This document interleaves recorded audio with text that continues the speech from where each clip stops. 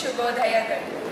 ಭೈರವೈಕ್ಯ ಜಗದ್ಗುರು ಪದ್ಮಭೂಷಣ Shri Shri Shri doctor Balagangadharanatha Mahaswamiji, Shri Shri Shri doctor Nirmalanandanatha Mahaswamiji, Shri Shri doctor lord Prakashnatha Mahaswamiji ಇವರ ಕೃಪಾ ಕಟಾಕ್ಷ ಹಾಗೂ ಆಶೀರ್ವಾದದಿಂದ ನಮ್ಮ ಗೌರವಾನ್ವಿತ ಪ್ರಾಂಶುಪಾಲರಾದ ಡಾಕ್ಟರ್ ಮಾಲಿನಿ ಎಂ ತಂದ, ಉಪಪ್ರಾಂಶುಪಾಲರಾದ ಮಿಸ್ ಸವಿತಾ ಸುವರ್ಣ ಮತ್ತು ಮುಖ್ಯಾತಿಥಿಗಳು ಇವರ ಉಪಸ್ಥಿತಿಯಲ್ಲಿ ಹಾಗೂ ನಮ್ಮ ಪ್ರೀತಿಯ ಶಿಕ್ಷಕರಿಗೂ ಮತ್ತು ಗೆಳೆಯರಿಗೂ 70ನೇ ಕನ್ನಡ ರಾಜ್ಯೋತ್ಸವ BGS NPS ನುಡಿ ಸಂಭ್ರಮ 2025ಕ್ಕೆ ನಿಮ್ಮೆಲ್ಲರಿಗೂ ಸ್ವಾಗತ ಸುಸ್ವಾಗತ.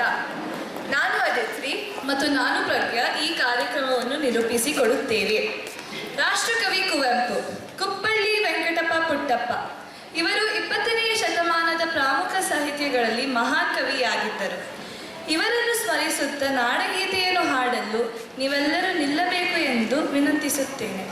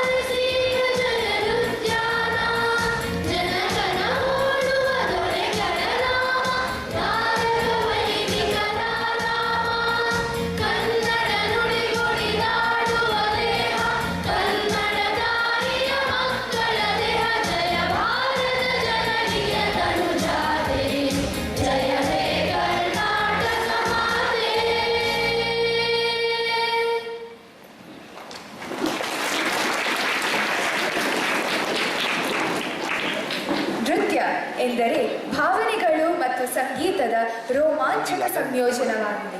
ಈಗ ದೇವರಿಗೆ ಪೂಜೆಯನ್ನು ಅರ್ಪಿಸುವ ಮೂಲಕ ನಮ್ಮೆಲ್ಲರನ್ನು ಸ್ವಾಗತಿಸಲು 9ನೇ ತರಗತಿಯವರು ಒಂದು ಸುಂದರವಾದ ನೃತ್ಯವನ್ನು ಪ್ರದರ್ಶಿಸುತ್ತಾರೆ. ಇವರನ್ನು ಜೋರಾದ ಚಪ್ಪಾಳೆಯೊಂದಿಗೆ ಸ್ವಾಗತಿಸೋಣ.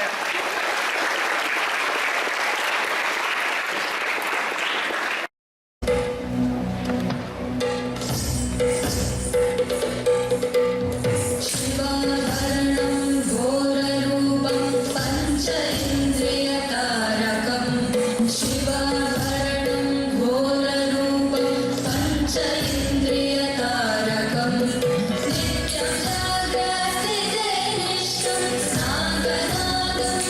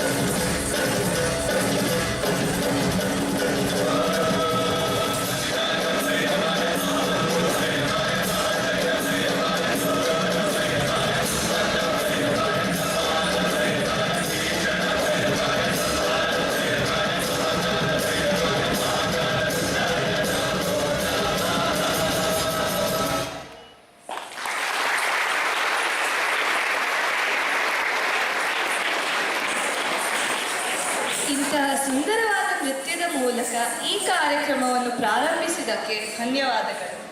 ಜ್ಞಾನದ ಜ್ಯೋತಿಯನ್ನು ಬೆಳಗಿಸಲು ಹಾಗೂ ದೇವಿ ಭುವನೇಶ್ವರಿಯ ಭಾವಚಿತ್ರಕ್ಕೆ ಪುಷ್ಪಾರ್ಚನೆ ಮಾಡಬೇಕೆಂದು ಉಪಪ್ರಾಂಶುಪಾಲರು ಹಾಗೂ ನಮ್ಮ ಮುಖ್ಯ ಅತಿಥಿಯವರಲ್ಲಿ ವಿನಂತಿಸುತ್ತೇನೆ.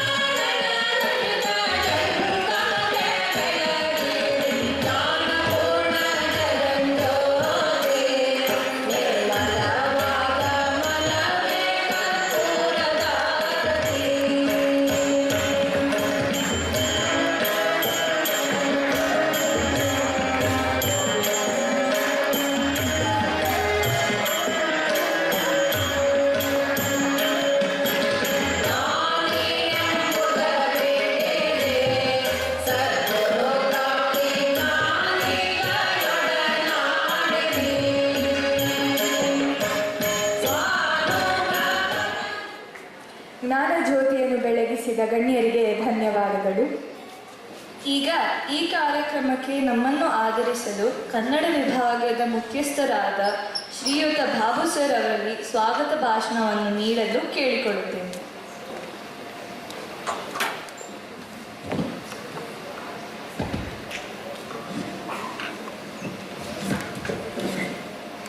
ಜೈ ಶ್ರೀ ಗುರುದೇವ್. ನಮಸ್ತೆ. ಎಲ್ಲಾದರೂ ಇರೋ, ಎಂತಾದರೂ ಇರೋ, ಎಂದೆಂದಿಗೂ ನೀ ಕನ್ನಡಿಗನಾಗಿರೋ. ಕನ್ನಡವೇ ಸತ್ಯ, ಕನ್ನಡವೇ ನಿತ್ಯ.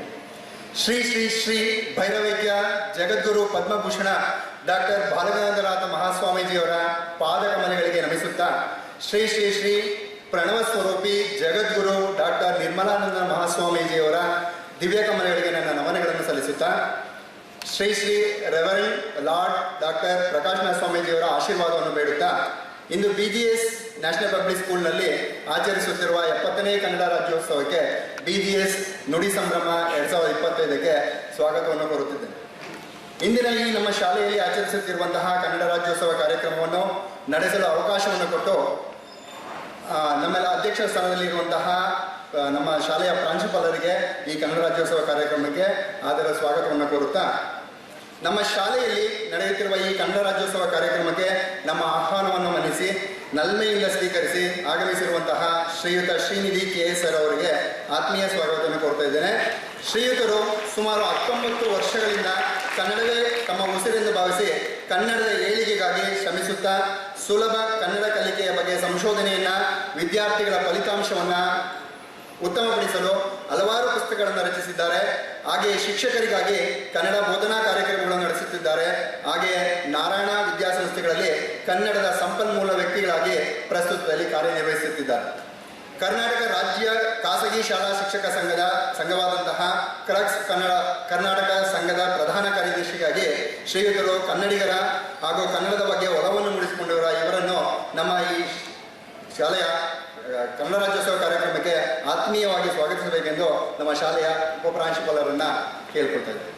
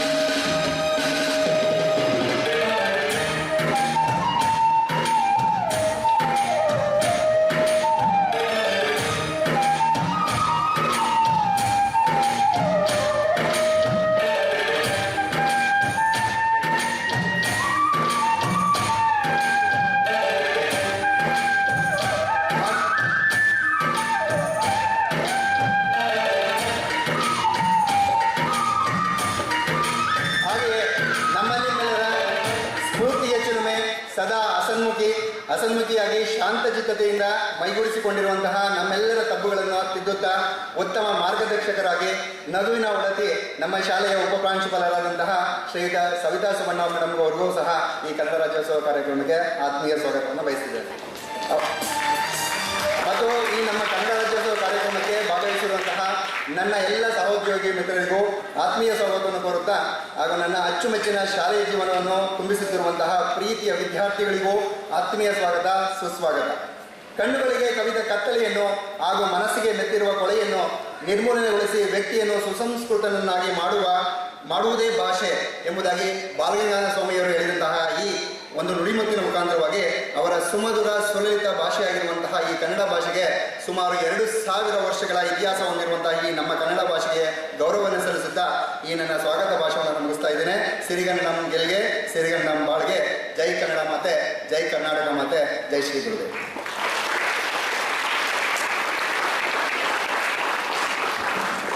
ಈ ಕಾರ್ಯಕ್ರಮಕ್ಕೆ ನಿಮ್ಮೆಲ್ಲರನ್ನು ಸ್ವಾಗತಿಸಿದ್ದಕ್ಕೆ ಬಾಬು ಸರ್ ಅವರಿಗೆ ಧನ್ಯವಾದಗಳು. ಅದಿತ್ರಿ, ಈ ದಿನದ ಮಹತ್ವದ ಬಗ್ಗೆ ನಿಮಗೆ ಏನು ಗೊತ್ತು? ಕರ್ನಾಟಕವು ಕೇವಲ ಒಂದು ಭೌಗೋಳಿಕ ಪ್ರದೇಶವಲ್ಲ, ಇದು ಒಂದು ಭಾವನೆಯಾಗಿದೆ. ಈ ರಾಜ್ಯೋತ್ಸವದ ಭಾವೈಕ್ಯತೆ, ಪ್ರಾಮುಖ್ಯತೆ ಹಾಗೂ ಮೂಲವನ್ನು ನಮಗೆ ಎಲ್ಲರಿಗೂ ತಿಳಿಸಿಕೊಡಲು 10ನೇ ತರಗತಿಯ ಧನುಷನ್ನು ಜೋರಾದ ಚಪ್ಪಾಳೆಯೊಂದಿಗೆ ಸ್ವಾಗತಿಸೋಣ.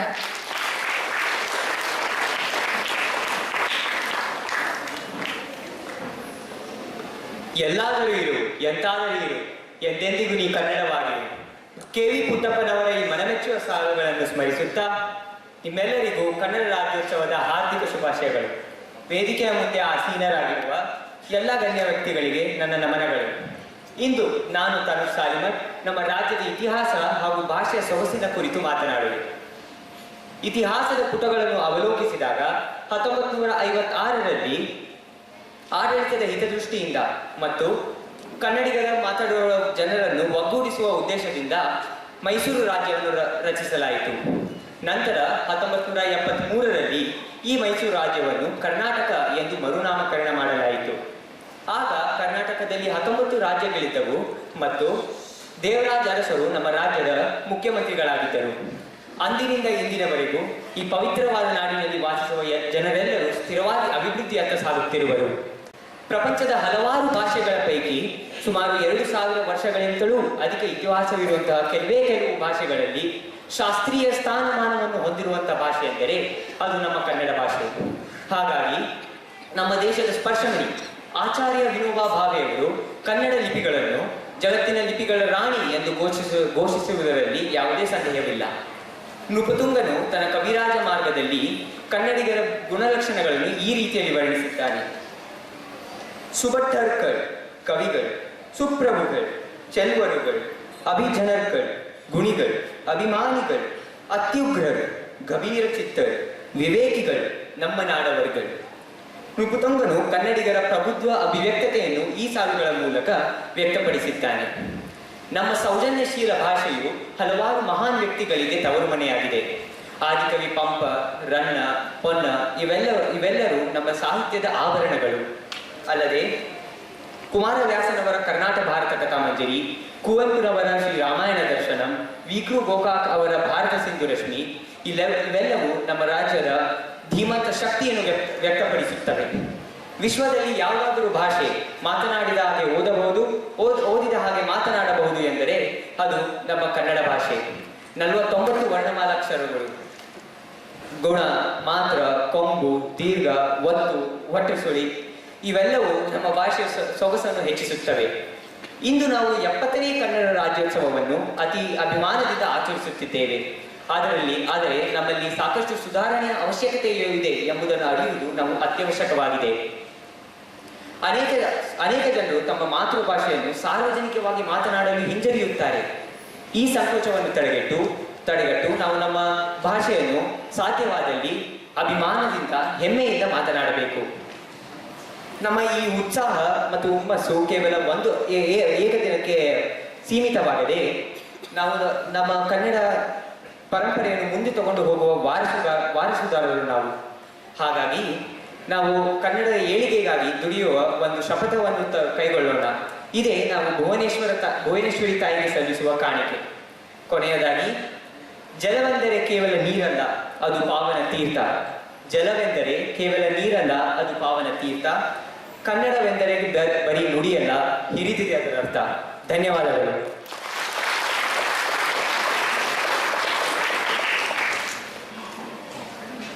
ನಮ್ಮ ನಾಡಿನ ವೈಭವತೆಯ ಬಗ್ಗೆ ತಿಳಿಸಿಕೊಟ್ಟಿದ್ದಕ್ಕೆ ಧನ್ಯವಾದಗಳು. ಅದಿತಿ, ಒನಕೆ ಓಬವ್ವನ ಧೈರ್ಯದ ಬಗ್ಗೆ ನಿನಗೆ ಅರಿವಿದೆಯಾ? ಗೊತ್ತಿಲ್ಲ ಪ್ರಜ್ಞಾ, ಆದರೆ ನಮ್ಮ ನಾಡಿನ ರಕ್ಷಣೆಗಾಗಿ ಹೋರಾಡಿದ ಒನಕೆ ಓಬವ್ವನ ಕಥೆಯನ್ನು ಒಂದು ಸುಂದರವಾದ ನೃತ್ಯ ನಾಟಕದ ಮೂಲಕ ನಮ್ಮೆಲ್ಲರಿಗೂ ತಿಳಿಸಿಕೊಡಲು 6ನೇ ತರಗತಿಯ 4ನೇ ಹಾಗೂ 5ನೇ ತರಗತಿಯ ಮಕ್ಕಳನ್ನು ಸ್ವಾಗತಿಸೋಣ.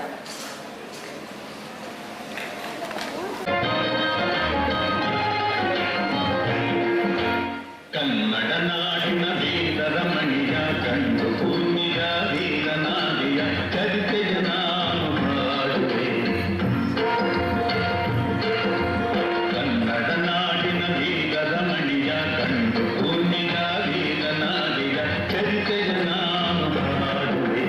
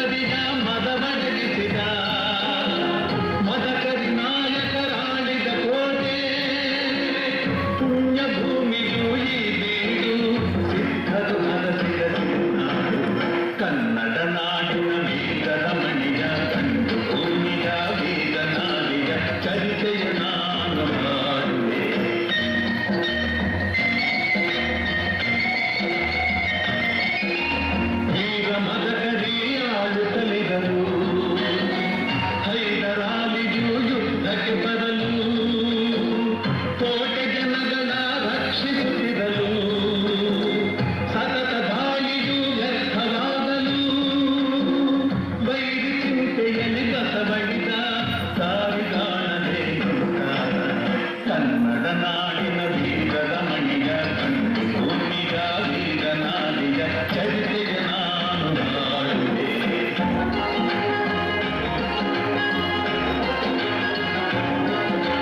ಗೂಢಚಾರರು ಅಲೆದು ಬಂದರು, ಹೈದರಾಲಿಗೆ ವಿಷಯ ತಂದರು. ಚಿತ್ರದುರ್ಗದ ಕೋಟೆಯಲ್ಲಿ ಬಾಹುಂಜ ದಿಕ್ಕಿ ನಡೆದೋಡು ಎಂದರು. ಕಳ್ಳಗಂಡಿಯ ತೋರಿದರು, ಲಗ್ಯ ಭಕ್ತರು ಹೇಳಿದರು. ಕನ್ನಡ ನಾಡಿನ ಬೀಗದ ಮಣಿಯ ಕಂಡು ಭೂಮಿಯ ಬೀಗನಾಡಿಯ ಚರಿತೆಯ ನಾನು ಹಾಡುವೆ.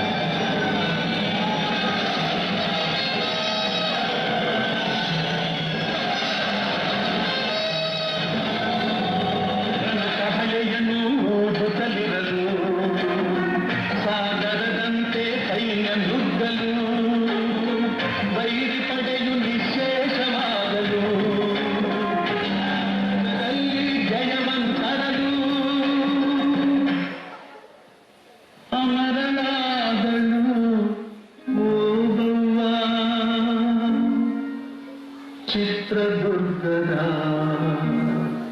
ಓಲೋವ.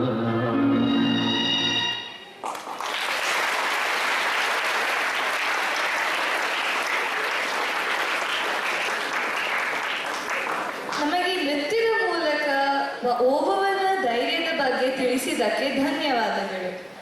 ಪ್ರಜ್ಞಾ, ನಿನಗೆ ನಮ್ಮ ನಾಡಿನ ಮಹಾನ್ ವ್ಯಕ್ತಿಗಳ ಬಗ್ಗೆ ಏನೇನು ಗೊತ್ತು? ವ್ಯಕ್ತಿತ್ವವೇ ಜೀವನದ ನೈತಿಕ ಶಕ್ತಿ. ನಮ್ಮ ಕರ್ನಾಟಕದಲ್ಲಿ ಇಂತಹ ಶಕ್ತಿ ಹೊಂದಿರುವ ಮಹಾನ್ ವ್ಯಕ್ತಿಗಳು ಹಲವರು. ಇವರ ಬಗ್ಗೆ ತಿಳಿದು ಮತ್ತು ಸ್ಮರಿಸಿಕೊಳ್ಳಲು 6ನೇ ಮತ್ತು 7ನೇ ತರಗತಿಯ ಮಕ್ಕಳನ್ನು ವೇಷಭೂಷಣದ ಪ್ರದರ್ಶನಕ್ಕೆ ಸ್ವಾಗತಿಸುತ್ತಿದ್ದೇನೆ.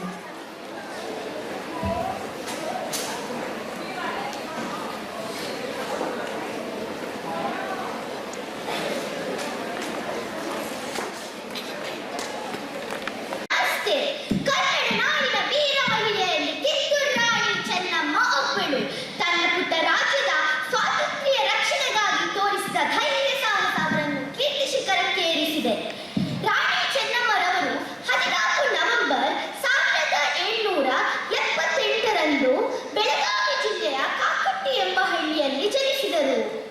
ತನ್ನ ರಾಜ್ಯವ ಬ್ರಿಟಿಷರಿಂದ ಉಳಿಸಲು ಶಿವಲಿಂಗಪ್ಪನನ್ನು ದತ್ತು ತಗೊಂಡಳು. ತನ್ನ ಉಪನಾಯಕರಾದ ಸಂಗೊಳ್ಳಿ ರಾಯಣ್ಣನ ಸಹಾಯದಿಂದ ಹೋರಾಡಿದಳು.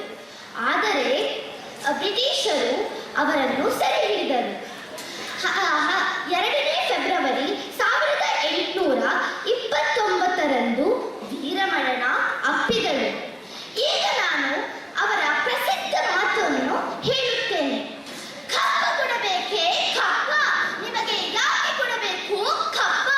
ಮೋಡ ಮಳೆ ಸುರಿಸುತ್ತದೆ, ಭೂಮಿ ಬೆಳೆ ಬೆಳೆಸುತ್ತದೆ, ನಿಮಗೆ ಯಾಕೆ ಕೊಡಬೇಕು ಕಪ್ಪ? ಕೆಂಪು ಮೂತಿ ಕಪಿಗಳೇ, ಈ ದೇಶವನ್ನ ಬಿಟ್ಟು ಹೋಗಿರಿ. ಕಿತ್ತೂರಿನ ತಂಟೆಗೆ ಬಂದರೆ ಸೀಳಿ ಬಿಡುವೆ. ಎಚ್ಚರ! ಹರ ಹರ ಮಹಾದೇವ, ಹರ ಹರ ಮಹಾದೇವ, ಹರ ಹರ ಮಹಾದೇವ. ಧನ್ಯವಾದಗಳು.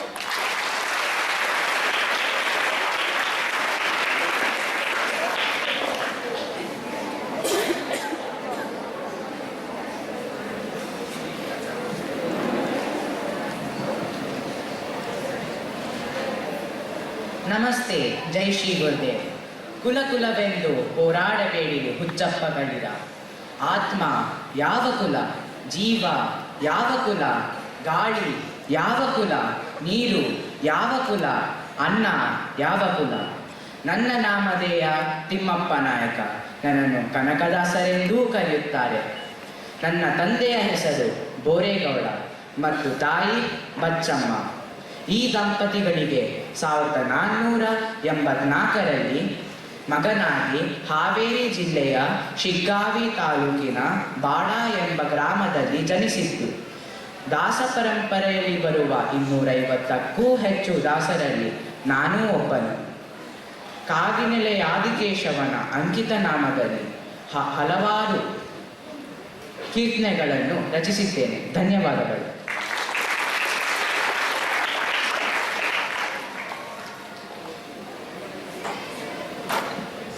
ದುಡಿ, ಮೈ ಮುಡಿದು ದುಡಿ, ದುಡಿ ಹೆಚ್ಚು ಹೆಚ್ಚು ದುಡಿ. ಈ ವಾಕ್ಯವನ್ನು ಯಾರು ಹೇಳಿದು ನಿಮಗೆ ಗೊತ್ತೇ?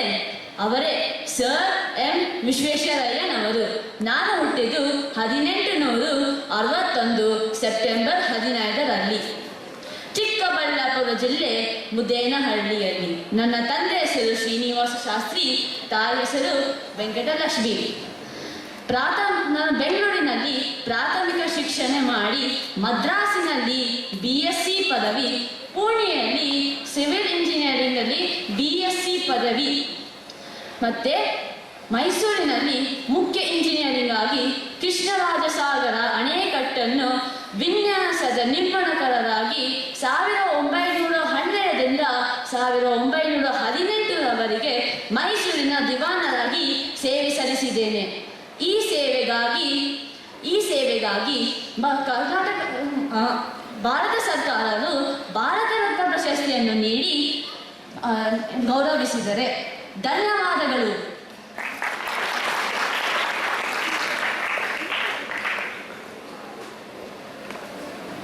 ಎಲ್ಲ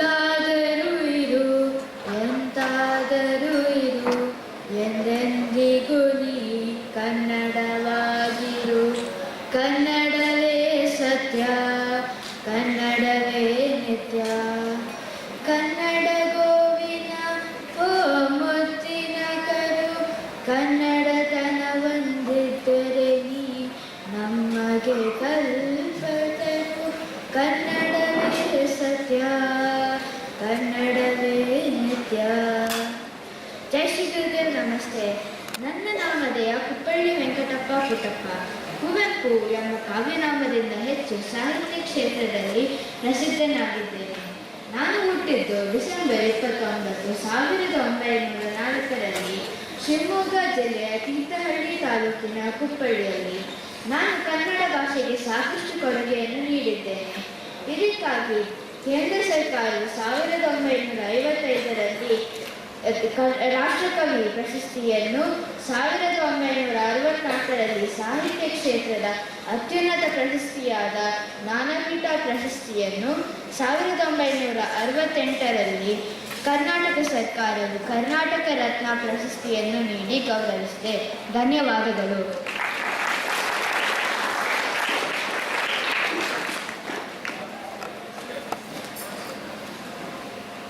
ಜೈ ಶ್ರೀ ಗುರುದೇವ್. ನಮಸ್ತೆ.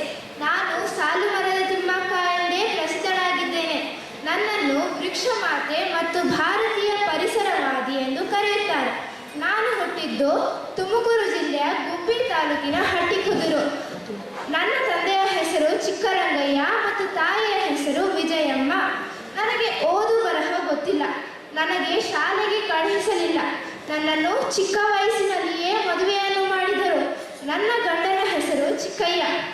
ನಾನು ರಸ್ತೆಯ ಇಕ್ಕೆಲಗಳಲ್ಲಿ 384 ಆಲದ ಮರಗಳನ್ನು ಬೆಳೆಸಿ ಅವುಗಳನ್ನೇ ನನ್ನ ಮಕ್ಕಳ ಹಾಗೆ ನೋಡಿಕೊಳ್ಳಿದ್ದೇನೆ. ಸರ್ಕಾರವು ನನ್ನ ಈ ಸಾಧನೆಗೆ ಪದ್ಮಶ್ರೀ ಪ್ರಶಸ್ತಿ, ನಾಡೋಜ ಪ್ರಶಸ್ತಿ, ಇಂದಿರಾ ಪ್ರಶಸ್ತಿಯನ್ನು ನೀಡಿ ಗೌರವಿಸಿದೆ. ಎಲ್ಲರೂ ಗಿಡ ಮರ ಬೆಳೆಸಿ ಹಸಿರು ಉಳಿಸಿ. ಧನ್ಯವಾದಗಳು.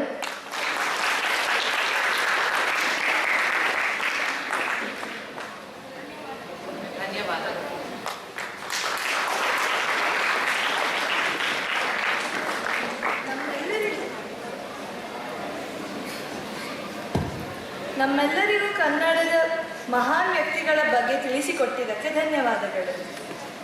ನಮ್ಮ ನಾಡು ಭಾಷೆ ಕನ್ನಡ. ಈ ಸೊಗಸಾದ ಭಾಷೆಯ ಬಗ್ಗೆ ನಿನ್ಗೇನೇನು ಗೊತ್ತು ಪ್ರಜ್ಞಾ? ಕನ್ನಡಿಗರ ಪ್ರಾಣ ಎಂದರೆ ಕನ್ನಡ. ಕನ್ನಡಕ್ಕಾಗಿ ಕೈ ಎತ್ತು ಅದು ಕಲ್ಪವೃಕ್ಷವಾಗುತ್ತದೆ. ಕನ್ನಡಕ್ಕಾಗಿ ಕೊರಳೆತ್ತು ಅದು ಪಂಚಜನ್ಯವಾಗುತ್ತದೆ.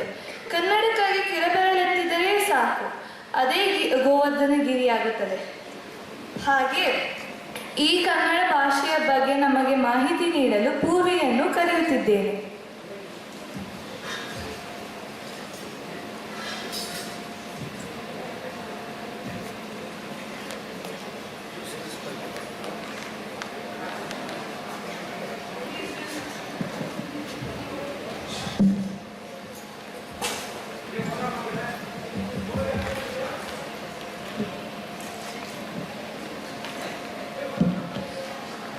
ಜೈ ಶ್ರೀ ಗುರುದೇವ್. ನಮಸ್ಕಾರಗಳು. ನನ್ನ ಹೆಸರು ಪೂರ್ವಿ. ನಾನು ಇವತ್ತು ಕನ್ನಡದ ಮಹತ್ವದ ಬಗ್ಗೆ ಒಂದಿಷ್ಟು ಮಾತುಗಳನ್ನು ಹೇಳುತ್ತೇನೆ. ಕನ್ನಡವೇ ಸತ್ಯ, ಕನ್ನಡವೇ ನಿತ್ಯ. ಒಮ್ಮೆ ವರಕವಿ ದ ರಾ ಬೇಂದ್ರೆಯವರಿಗೆ ಯಾರೋ ಕೇಳಿದರಂತೆ, ಎಷ್ಟು ಚಂದ ಬರೀತೀರಾ ನೀವು ಅಂತ. ಅದಕ್ಕೆ ಬೇಂದ್ರೆಯವರು, ನಾನು ಏನು ಚಂದ ಬರೀತೀನಿ, ಕನ್ನಡ ಭಾಷೆನೇ ಅಷ್ಟು ಚಂದ ಇದೆ ಅಂತ ಹೇಳಿದರು. ಪ್ರತಿ 100 ಕಿಲೋಮೀಟರ್ಗಳಿಗೆ ತನ್ನದೇ ಇನ್ನೊಂದು ಸೊಗಡನ್ನು ಪರಿಚಯಿಸಿ, ಅರೆ ಇದು ನಮ್ಮ ಭಾಷೆನೇ, ಆದರೆ ಬೇರೆ ಥರ ಕೇಳಿಸುತ್ತಲ್ವಾ ಅಂತ ಬೆರಗುಗೊಳಿಸುವ ನಮ್ಮ ಕಸ್ತೂರಿ ಕನ್ನಡದ ಪರಿಮಳವೇ ಬೇರೆ. ಅದಕ್ಕೆ ಹೇಳುವುದಲ್ವಾ ನಮ್ಮ ನಾಡನ್ನು ಒಂದು ರಾಜ್ಯ ಹಲವಾರು ಜಗತ್ತುಗಳು ಅಂತ. ನಮ್ಮ ಬೆಳಕಿನ ಹಬ್ಬ ದೀಪಾವಳಿ ಹಾಗೂ ಕರ್ನಾಟಕ ರಾಜ್ಯೋತ್ಸವ ಒಟ್ಟೊಟ್ಟಿಗೆ ಬರುವುದು ವಿಶೇಷ. ನಮ್ಮ ನಾಡಿನ ಪ್ರಮುಖ ಕವಿಗಳಲ್ಲಿ ಒಬ್ಬರು ಶ್ರೀ DS ಕರ್ಕಿಯವರು ಹಚ್ಚೆಯು ಕನ್ನಡದ ದೀಪ ಎಂದು ಬರೆದಾಗಲೂ ಬಹುತೇಕ ಇಂಥದ್ದೇ ಸಂದರ್ಭವಿರಬಹುದು. ಬೆಳಕಿನ ಹಬ್ಬಕ್ಕೆ ಭಾಷೆಯ ದೀಪ ಹಚ್ಚಿ ಬೆಳಗಿದ ಮಹಾನೀಯರವರು. ಅವರು ಅಂದು ಹಚ್ಚಿದ ದೀಪ ಇಂದು ನಂದಾದೀಪವಾಗಿ ಉಳಿಯುತ್ತಿದೆ. ಜಗತ್ತಿನ ಪ್ರಾಚೀನ ಭಾಷೆಗಳಲ್ಲಿ ಒಂದಾದ ಸಂಪದ್ಭರಿತ ಕಸ್ತೂರಿ ಕನ್ನಡ ನಮ್ಮೆಲ್ಲರ ಮಾತೃಭಾಷೆಯಾಗಿರುವುದು ನಮ್ಮ ಪುಣ್ಯವೇ ಸರಿ. ಆದರೆ ಇಂದು ಬೇರೆ ಭಾಷೆಗಳ ಅಬ್ಬರಕ್ಕೆ ನಮ್ಮ ಅಭಿಮಾನದ ಕೊರತೆಯಾಗಿ ಜಾಸ್ತಿ ದುಡ್ಡು ಗಳಿಸುವ ಉದ್ಯೋಗ ನೀಡದು ಎಂಬ ಆತಂಕಕ್ಕೆ ತುತ್ತಾಗಿ ಅಳಿವೆ ನಶಿಸುತ್ತಿದೆ. ಬೇರೆ ಭಾಷೆಯವರಿಗೆ, ಬೇರೆ ರಾಜ್ಯದವರಿಗೆ ಕನ್ನಡ ಕಲಿಸುವುದು ಹೋಗಲಿ, ಮೊದಲು ನಮ್ಮ ಮಕ್ಕಳಿಗೆ, ನಮ್ಮ ಜನರಿಗೆ, ನಮ್ಮ ಮುಂದಿನ ಪೀಳಿಗೆಗೆ ನಮ್ಮ ಭಾಷೆಯ ಸೌಂದರ್ಯ ತೋರಿಸಬೇಕು. ಅಮ್ಮನಿಂದ ಕಲಿತ ಭಾಷೆಗೆ ತಾರತಮ್ಯತೆ ಏಕೆ? ಮೊಳಗಲಿ ಎಲ್ಲೆಡೆ ಕನ್ನಡದ ಡಿಂಡಿಮವ, ಕನ್ನಡವ ಕನ್ನಡಕ ಹಾಕಿ ಹುಡುಕುವುದು ಏಕೆ? ಕರ್ನಾಟಕ ರಾಜ್ಯಕ್ಕೆಂದು ಸುವರ್ಣ ಸಂಭ್ರಮ. 100 ಭಾಷೆ ಕಲಿಯೋಣ, ಕನ್ನಡಿಗರಾಗಿ ಉಳಿಯೋಣ. ಬನ್ನಿ, ಈ ದೀಪಾವಳಿಗೆ ಮನೆ ಮನಗಳಲ್ಲಿ ಹಚ್ಚೋಣ ಕನ್ನಡದ ದೀಪ. ನಮಗಾಗಿ ಕನ್ನಡ, ಕನ್ನಡಕ್ಕಾಗಿ ನಾವು. ಎಲ್ಲರಿಗೂ ಕರ್ನಾಟಕ ರಾಜ್ಯೋತ್ಸವದ ಹಾರ್ದಿಕ ಶುಭಾಶಯಗಳು. ಎಲ್ಲಾದರೂ ಇರು, ಎಂತಾದರೂ ಇರು, ಎಂದೆಂದಿಗೂ ನೀ ಕನ್ನಡವಾಗಿರು. ಜೈ ಕರ್ನಾಟಕ ಮಾತೆ. ಧನ್ಯವಾದಗಳು.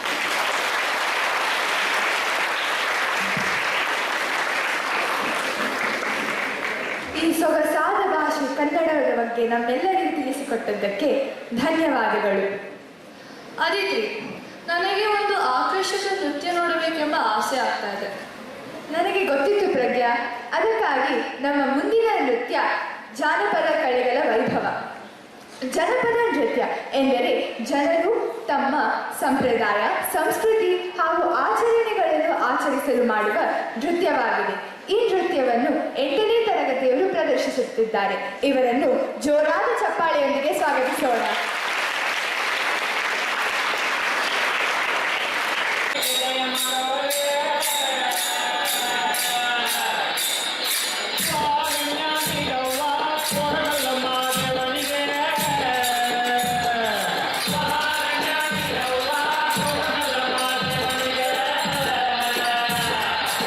ಬಾಳ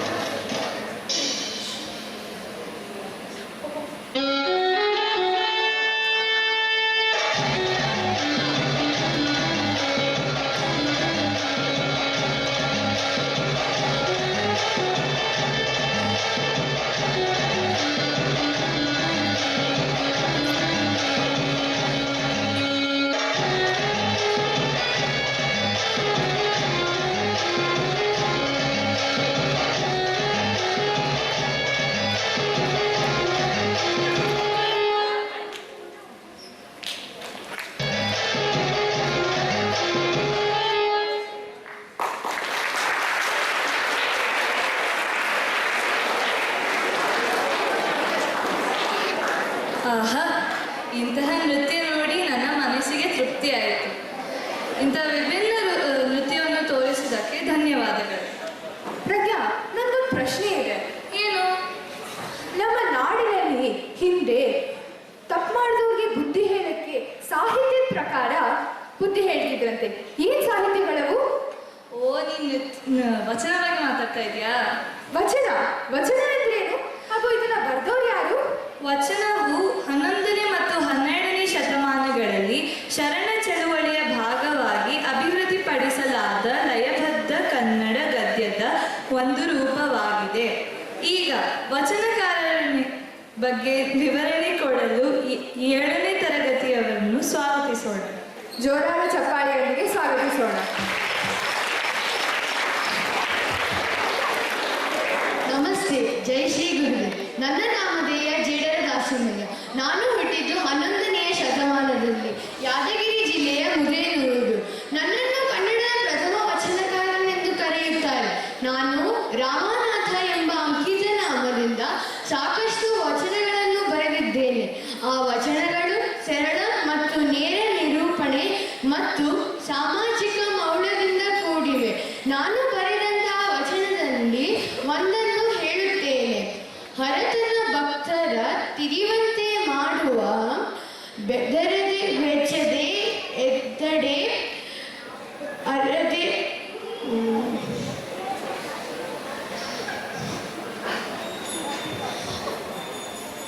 ಅರೆಗೆ ನೋಡುವ ಚಂದನದಂತೆ ಕೊರೆದು ನೋಡುವ ಕಬ್ಬಿನ ಕೋಲಿನಂತೆ ಕರವಿಡಿ ಎಕ್ಕಿಕೊಂಬ ನಮ್ಮ ರಾಮನಾಥ.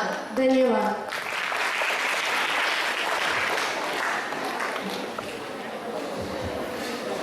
ಜೈ ಶ್ರೀ ಗುರುದೇವ್. ನಮಸ್ತೆ. ಎಲ್ಲರಿಗೂ ಶರಣಾರ್ಥಿಗಳು. ನಾನು ಶಿವಶರಣೆ ಅಕ್ಕ ಮಹಾದೇವಿ. ನಾನು 12ನೇ ಶತಮಾನದಲ್ಲಿ ಶಿವಮೊಗ್ಗ ಜಿಲ್ಲೆಯ ಉಡುತಡಿಯಲ್ಲಿ ಜನಿಸಿದೆ. ನನ್ನ ತಂದೆ ನಿರ್ಮಲಾ ಶೆಟ್ಟಿ ಹಾಗೂ ತಾಯಿ ಸುಮತಿ. ನಾನು ಬಾಲ್ಯದಿಂದಲೇ ಶಿವಭಕ್ತಿಯಲ್ಲಿ ಮುಳುಗಿದ್ದವಳು. ನಾನು ಕನ್ನಡದ ಮೊದಲ ವಚನಗಾರ್ತಿ ಎಂದೇ ಪ್ರಸಿದ್ಧಳಾಗಿದ್ದೇನೆ. ನಾನು 500ಕ್ಕೂ ಹೆಚ್ಚು ವಚನಗಳನ್ನು ರಚಿಸಿದ್ದೇನೆ.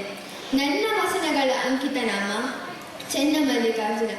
ಅವುಗಳಲ್ಲಿ ಒಂದು ವಚನವನ್ನು ಗಾಯನದ ಮೂಲಕ ಹಾಡುತ್ತಿದ್ದೇನೆ. ಬೆಟ್ಟದ ಮೇಲೊಂದು ಮನೆಯ ಮಾಡಿ, ಬೆಟ್ಟದ ಮೇಲೊಂದು ಮನೆಯ ಮಾಡಿ, ಮೃಗಗಳಿಗೆ ಅಂಜಿದೋಡೆಂತಯ್ಯ, ಮೃಗಗಳಿಗೆ ಅಂಜಿದೋಡೆಂತಯ್ಯ.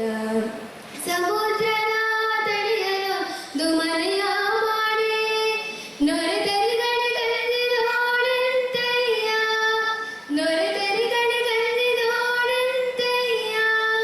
ಬೆಟ್ಟದ ಮೇಲೊಂದು ಮನೆಯ ಮಾಡಿ, ಬೆಟ್ಟದ ಮೇಲೊಂದು ಮನೆಯ ಮಾಡಿ, ಮೃಗಗಳಿಗೆ ಅಂಜಿದೋಡೆಂತಯ್ಯ, ಮೃಗಗಳಿಗೆ ಅಂಜಿದೋಡೆಂತಯ್ಯ. ಸಂತೆಯೊಳಗೊಂದು ಮನೆಯ ಮಾಡಿ, ಶಬ್ದಕ್ಕೆ ರಾಜಿದೋಡೆಂತಯ್ಯ, ಶಬ್ದಕ್ಕೆ ರಾಜಿದೋಡೆಂತಯ್ಯ. ಚನ್ನಮಲ್ಲಿಕಾರ್ಜುನ ಕೇಳನಿ, ಲೋಕದೊಳಗೆ ಹುಟ್ಟಿದ ಬಳಿಕ. ಚನ್ನಮಲ್ಲಿಕಾರ್ಜುನ ಕೇಳನಿ, ಲೋಕದೊಳಗೆ ಹುಟ್ಟಿದ ಬಳಿಕ.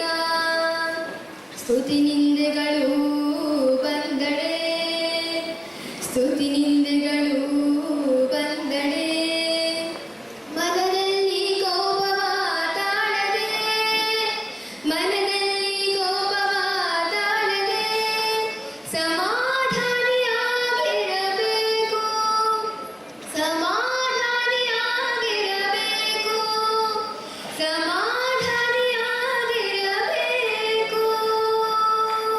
ಧನ್ಯವಾದಗಳು.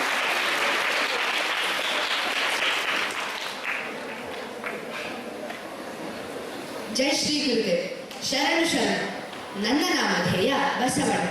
ನಾನು 12ನೇ ಶತಮಾನದಲ್ಲಿ ಇಂಗಳಗಿ ಗ್ರಾಮದಲ್ಲಿ ಜನಿಸಿದ್ದು. ಅಂದಿನ ಕಾಲದ ಮಹಾ ಸಮಾಜ ಸುಧಾರಕ, ಕವಿ ಹಾಗೂ ತತ್ವಜ್ಞ. ಭಕ್ತಿಯ ಮೂಲಕ ಸಮಾನತೆ, ಮಾನವೀಯತೆ ಹಾಗೂ ಶ್ರಮವನ್ನು ಬೋಧಿಸಿದೆ. ಅಸಮಾನತೆ, ಜಾತಿ ವ್ಯತ್ಯಾಸ ಹಾಗೂ ಅಂಧಶ್ರದ್ಧೆಯ ವಿರುದ್ಧ ಹೋರಾಡಿ ಸಮಾಜದಲ್ಲಿ ವೀರಶೈವ ಅಥವಾ ಲಿಂಗಾಯತ ಧರ್ಮವನ್ನು ಸ್ಥಾಪಿಸಿದೆ. ನಾನು ಸುಮಾರು 360 ವಚನಗಳನ್ನು ಕೂಡಲ ಸಂಗಮ ದೇವ ಎಂಬ ಅಂಕಿತನಾಮದೊಡನೆ ರಚಿಸಿದ್ದೇನೆ. ನನ್ನ ವಚನಗಳ ಪ್ರಭಾವದಿಂದ ಬಹಳಷ್ಟು ಮಹಿಳೆಯರು, ಸಾಧಾರಣ ಜನರು ಕೂಡ ಧಾರ್ಮಿಕ ಚಟುವಟಿಕೆಗಳಲ್ಲಿ ಭಾಗವಹಿಸಲು ಪ್ರೇರಿತರಾದರು. ಸರಳ ಭಾಷೆಯಲ್ಲಿ ಬರೆದಿದ್ದ ನನ್ನ ವಚನಗಳಿಂದ ಆತ್ಮಜ್ಞಾನ ಎಲ್ಲರಿಗೂ ಸಿಗಲು ಸುಲಭವಾಯಿತು. ನಾನು ರಚಿಸಿರುವ ಇಂತಹ ಒಂದು ವಚನವನ್ನು ನಾನು ಈಗ ಹಾಡುವೆ. ಲೋಕದ ಡೊಂಕ ನೀವೇಕೆ ತಿದ್ದುವಿರಿ, ಲೋಕದ ಡೊಂಕ ನೀವೇಕೆ ತಿದ್ದುವಿರಿ, ನಿಮ್ಮ ನಿಮ್ಮ ತರುವ ಸಂತೈಸಿಕೊಳ್ಳಿ, ನಿಮ್ಮ ನಿಮ್ಮ ಮನವ ಸಂತೈಸಿಕೊಳ್ಳಿ, ನಿಮ್ಮ ನಿಮ್ಮ ತರುವ ಸಂತೈಸಿಕೊಳ್ಳಿ. ಆ ಆ ಆ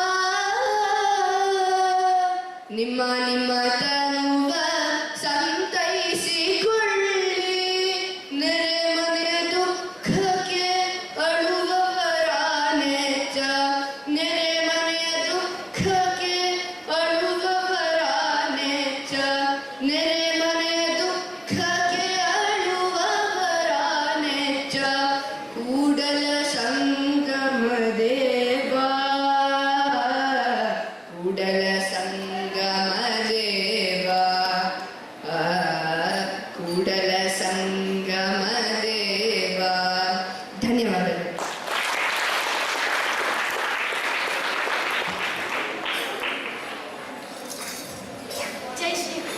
ಜೈ ಶ್ರೀ ಗುರುದೇವ್. ಎಲ್ಲರಿಗೂ ನಮಸ್ಕಾರಗಳು. ನಾನು ಮುಕ್ತಾಯ ಅಕ್ಕ. ನಾನು ಗದಗ ಜಿಲ್ಲೆಯ ಲಕ್ಕುಂಡಿ ಗ್ರಾಮದಲ್ಲಿ ಜನಿಸಿದ್ದೆ. ಅಜಗಣ್ಣ ನನ್ನ ಆಧ್ಯಾತ್ಮಿಕ ಗುರು, ತಂದೆ ಹಾಗೂ ಸಹೋದರನು ಕೂಡ ಹೌದು. ನಾನು 37 ವಚನಗಳನ್ನು ಬರೆದಿದ್ದೇನೆ. ನನ್ನ ಅಂಕಿತ ನಾಮ ಅಜಗಣ್ಣ ತಂದೆ. ನಾನು ವೈಚಾರಿಕತೆಯ ದಿಟ್ಟ ನಿಲುವಿನ ಜ್ಞಾನ ಮಾರ್ಗವನ್ನು ಹೊಂದಿದವಳು. ನಾನು ಇವಾಗ ನನ್ನ ಒಂದು ವಚನವನ್ನು ಹಾಡುತ್ತೇನೆ.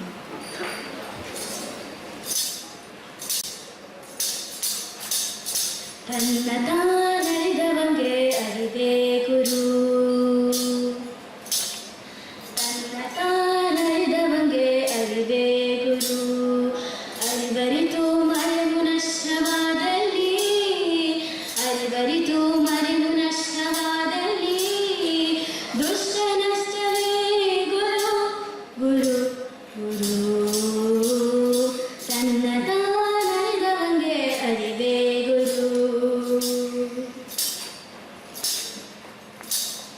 ದುಷ್ಟ ನಷ್ಟ ಗುರುತಾನದಲ್ಲಿ ಮುಟ್ಟಿ ತೋರಿದ ಎಲ್ಲಗಳೇನೋ, ದುಷ್ಟ ನಷ್ಟ ಗುರುತಾನದಲ್ಲಿ ಮುಟ್ಟಿ ತೋರಿದ ಎಲ್ಲಗಳೇನೋ, ಸಹಜವೇ ನೆಲೆಗೊಳಿಸುವ ನಿರ್ಣಯ ನಿಷ್ಪತ್ತಿಯೇ ಗುರುನೋಡ ಗುರುನೋಡ, ಸಹಜವೇ ನೆಲೆಗೊಳಿಸುವ ನಿರ್ಣಯ ನಿಷ್ಪತ್ತಿಯೇ ಗುರುನೋಡ ಗುರುನೋಡ. ತನ್ನ ತಾನರಿದವಂಗೆ ಅರಿದೇ ಗುರು.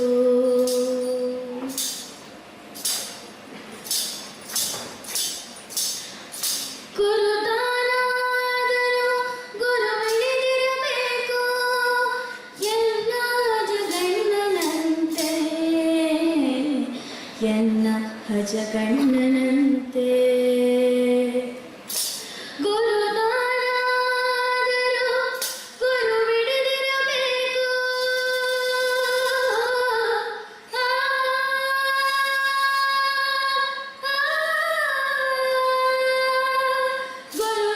ಗುರುತಾನಾದರೂ ಗುರುವಿಳಿದಿರಬೇಕು, ಎಲ್ಲ ಜಗಣ್ಣನಂತೆ, ಎನ್ನ ಅಜಗಣ್ಣನಂತೆ. ತನ್ನ ತಾನರಿದವಂಗೆ ಅರಿವೇ ಗುರು, ತನ್ನ ತಾನರಿದವಂಗೆ ಅರಿವೇ ಗುರು.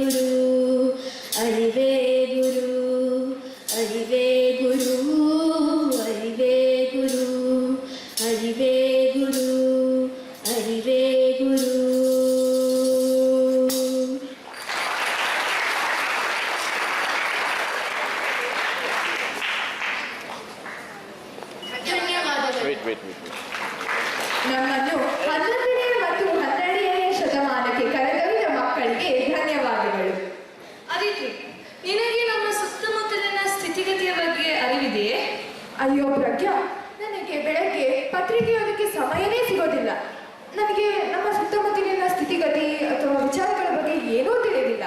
ಆದರೆ ಶ್ರೀಯುತ ಗಂಗಾಧರ್ ಸರ್ ಅವರು ನಮ್ಮೆಲ್ಲರಿಗೂ ನಮ್ಮ ಸುತ್ತಮುತ್ತಲಿನ ವಿಚಾರಗಳನ್ನು ತಿಳಿಸಿಕೊಡಲು ಒಂದು ಸುಂದರವಾದ ಹಾಡಿನ ಮುಖಾಂತರ ಬರುತ್ತಿದ್ದಾರೆ. ಇವರನ್ನು ಜೋರಾದ ಚಪ್ಪಾಳೆಯೊಂದಿಗೆ ಸ್ವಾಗತಿಸೋಣ.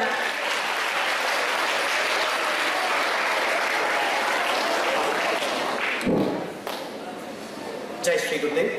ವೇದಿಕೆ ಮುಂಭಾಗದಲ್ಲಿ ಆಸನಿರುವಂತಹ ಎಲ್ಲ ಗಣ್ಯರಿಗೂ ವಂದಿಸುತ್ತಾ ಎಲ್ಲ ಸರ್ವರಿಗೂ ಕೂಡ 70ನೇ ಕನ್ನಡ ರಾಜ್ಯೋತ್ಸವದ ಹಾರ್ದಿಕ ಶುಭಾಶಯಗಳನ್ನು ಸಲ್ಲಿಸ್ತಾ ಇದ್ದೇನೆ.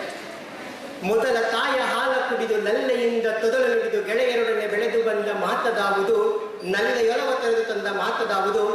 ಈ ಮಾತುಗಳು BM ಶ್ರೀಕಂಠಯ್ಯನವರ ಮೊದಲ ಸ್ವತಂತ್ರ ಕವನವಾದಂತಹ ಕಾಣಿಕೆಯಲ್ಲಿ ಮಾತೃಭಾಷೆಯ ಮಹತ್ವವನ್ನು ತಿಳಿಸುವಂತಹ ಒಂದು ಕವನವಾಗಿದೆ. ಇಂಥ ಸಂದರ್ಭದಲ್ಲಿ ಮಾತೃಭಾಷೆ ಅನ್ನೋದು ಮನುಷ್ಯ ತನ್ನ ಅನುಭವಗಳನ್ನು ಸುಲಲಿತವಾಗಿ ವ್ಯಕ್ತಪಡಿಸುವಂಥ ಒಂದು ಮಾರ್ಗ ಅಂತ ಹೇಳ್ಬೋದಾಗುತ್ತೆ. ಆದರೆ ಇಂದಿನ ಸಂದರ್ಭದಲ್ಲಿ ಕನ್ನಡ ಯಾವ ಸ್ಥಿತಿಗೆ ತಲುಪಿದೆ ಅನ್ನೋದಕ್ಕೆ ಒಂದು ಹಾಡಿನ ಮುಖಾಂತರ ತಿಳಿಸ್ಕೊಡ್ತಾ ಇದ್ದೀನಿ. ಹಿಂಗಾದ್ರೆ ಹ್ಯಾಂಗ ಸ್ವಾಮಿ ಕನ್ನಡದುದ್ಧಾರ, ಚಳುವಳಿ ಮಾಡಿದ್ರೇನು ಘೋಷಣೆ ಕೂಗಿದ್ರೇನು ಧರಣಿನೇ ಕುಂತ್ರು ಸರಿಯೇ. ಹಿಂಗಾದ್ರೆ ಹ್ಯಾಂಗ ಸ್ವಾಮಿ ಕನ್ನಡದುದ್ಧಾರ, ಭಾಷೆ ಬಳಸಿ ಬಳಸಿ ಮಾಡ್ಬೇಕು ನಾವೇ ಕನ್ನಡ ಸಿಂಗಾರ, ಭಾಷೆ ಬಳಸಿ ಬಳಸಿ ಮಾಡ್ಬೇಕು ನಾವೇ ಕನ್ನಡ ಸಿಂಗಾರ. ಪಾಯಸ ಅನ್ನೋ ಕೀರ್ ಅಂತೀವಿ, ಹಪ್ಪಳ ಅನ್ನೋ ಪಾಪಡ್ ಅಂತೀವಿ, ಉಪ್ಪಿಟ್ಟು ಅನ್ನ ಉಪ್ಮಾ ಅಂತೀವಿ, ಹುಗ್ಗಿ ಅನ್ನ ಪೊಂಗಲ್ ಅಂತೀವಿ. ಕನ್ನಡದಲ್ಲಿ ಪದವಿದ್ರೂನು ಬಳಸೋಕೆ ಹಿಂಜರಿಕೆ, ಕನ್ನಡದಲ್ಲಿ ಪದವಿದ್ರೂನು ಬಳಸೋಕೆ ಹಿಂಜರಿಕೆ. ಹಾತೊರೆಯೋದು ಯಾತಕ್ಕೆ ಬೇರೆ ಸಂಸ್ಕೃತಿಗಳಿಗೆ, ಗೊತ್ತಿಲ್ವಾ ತಿಳಿದಿಲ್ವಾ ಆದ್ರೂನು ಕಲ್ತಿಲ್ವಲ್ಲ. ಹಿಂಗಾದ್ರೆ ಹ್ಯಾಂಗೆ ಸ್ವಾಮಿ ಕನ್ನಡದುದ್ಧಾರ, ಭಾಷೆ ಬಳಸಿ ಬಳಸಿ ಮಾಡ್ಬೇಕು ನಾವೇ ಕನ್ನಡ ಸಿಂಗಾರ, ಭಾಷೆ ಬಳಸಿ ಬಳಸಿ ಮಾಡ್ಬೇಕು ನಾವೇ ಕನ್ನಡ ಸಿಂಗಾರ. ಚಿಕ್ಕಪ್ಪಂಗೂ ಅಂಕಲ್ ಅಂತೀವಿ, ದೊಡ್ಡಪ್ಪಂಗೂ ಅಂಕಲ್ ಅಂತೀವಿ, ಅತ್ತೆಗೂ ಆಂಟಿ ಅಂತೀವಿ, ಅಜ್ಜಿಗೂ ಆಂಟಿ ಅಂತೀವಿ. ಹೆತ್ತಮ್ಮ ಮಮ್ಮ ಆದ್ರೆ ಚಿಕ್ಕಮ್ಮ ಮಿನಿಮಮ್ಮ, ಚಿಕ್ಕಮ್ಮ ಮಿನಿಮಮ್ ಆದ್ರೆ ದೊಡ್ಡಮ್ಮ ಮ್ಯಾಕ್ಸಿಮಮ್ಮ. ಗೊತ್ತಿಲ್ವಾ ತಿಳಿದಿಲ್ವಾ ಆದ್ರೂ ಕಲ್ತಿಲ್ವಲ್ಲ. ಹಿಂಗಾದ್ರೆ ಹ್ಯಾಂಗ ಸ್ವಾಮಿ ಕನ್ನಡದುದ್ಧಾರ, ಭಾಷೆ ಬಳಸಿ ಬಳಸಿ ಮಾಡ್ಬೇಕು ನಾವೇ ಕನ್ನಡ ಸಿಂಗಾರ, ಭಾಷೆ ಬಳಸಿ ಬಳಸಿ ಮಾಡ್ಬೇಕು ನಾವೇ ಕನ್ನಡ ಸಿಂಗಾರ. ಇದು ಅತ್ಯಂತ ಪ್ರಮುಖವಾದದ್ದು. ಜ್ಞಾನಕ್ಕಾಗಿ ಇಂಗ್ಲಿಷ್ ಕಲ್ತೋ, ರಾಷ್ಟ್ರಕ್ಕಾಗಿ ಹಿಂದಿ ಕಲ್ತೋ, ಏನ್ ಬೇಕೋ ಎಲ್ಲ ಕಲ್ತೋ, ಬಳಸಕ್ ಮಾತ್ರ ಕನ್ನಡ ಇಟ್ಕೋ. ಜ್ಞಾನಕ್ಕಾಗಿ ಇಂಗ್ಲಿಷ್ ಕಲ್ತೋ, ರಾಷ್ಟ್ರಕ್ಕಾಗಿ ಹಿಂದಿ ಕಲ್ತೋ, ಏನ್ ಬೇಕೋ ಎಲ್ಲ ಕಲ್ತೋ, ಬಳಸಕ್ ಮಾತ್ರ ಕನ್ನಡ ಇಟ್ಕೋ. ಕಿಟ್ಟಲ್ಲು ಶರೀಫು ಸಾಬ್ರು ನಿಸ್ಸಾರು ಮಾಸ್ತಿಯವರು, ಕಿಟ್ಟಲ್ಲು ಶರೀಫು ಸಾಬ್ರು ನಿಸ್ಸಾರು ಮಾಸ್ತಿಯವರು. ಮಾತೃಭಾಷೆ ಬೇರೆ ಆದ್ರು ಕನ್ನಡಕ್ಕೆ ಜೀವ ಕೊಟ್ರು. ಗೊತ್ತಿಲ್ವಾ ಕೇಳಿಲ್ವಾ ಆದ್ರೂ ಕಲ್ತಿಲ್ವಲ್ಲ. ಹಿಂಗಾದ್ರೆ ಹ್ಯಾಂಗ ಸ್ವಾಮಿ ಕನ್ನಡದುದ್ಧಾರ, ಭಾಷೆ ಬಳಸಿ ಬಳಸಿ ಮಾಡ್ಬೇಕು ನಾವೇ ಕನ್ನಡ ಸಿಂಗಾರ, ಆ ಭಾಷೆ ಬಳಸಿ ಬಳಸಿ ಮಾಡ್ಬೇಕು ನಾವೇ ಕನ್ನಡ ಸಿಂಗಾರ. ಧನ್ಯವಾದಗಳು.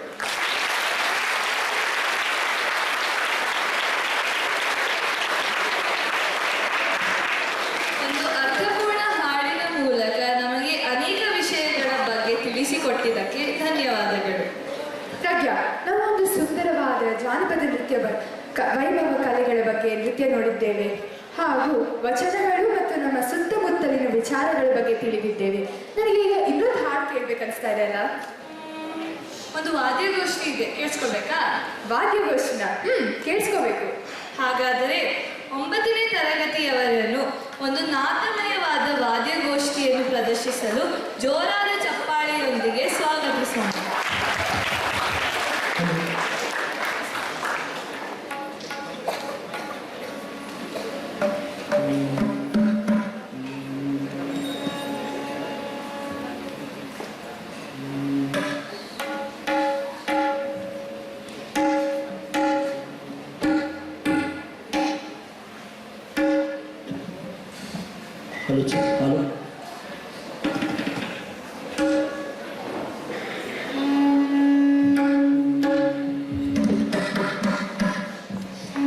ಎಲ್ಲರಿಗೂ ನಮಸ್ಕಾರ. ಎಲ್ಲರಿಗೂ ಕನ್ನಡ ರಾಜ್ಯೋತ್ಸವದ ಹಾರ್ದಿಕ ಶುಭಾಶಯಗಳು. ಇಂದು ನಾವು ಜಗದೋದ್ಧಾರಣ ಎಂಬ ಒಂದು ದೇವರ ನಾಮವನ್ನು ನಿಮ್ಮ ಮುಂದೆ ಮಾಡುತ್ತಿದ್ದೇವೆ. ಈ ಒಂದು ದೇವರನಾಮವು ಕಾಪಿ ರಾಗದಲ್ಲಿದೆ ಹಾಗೂ ಕೃತಿಕಾರರ ಹೆಸರು ಶ್ರೀ ಪುರಂದರದಾಸ. ಧನ್ಯವಾದ.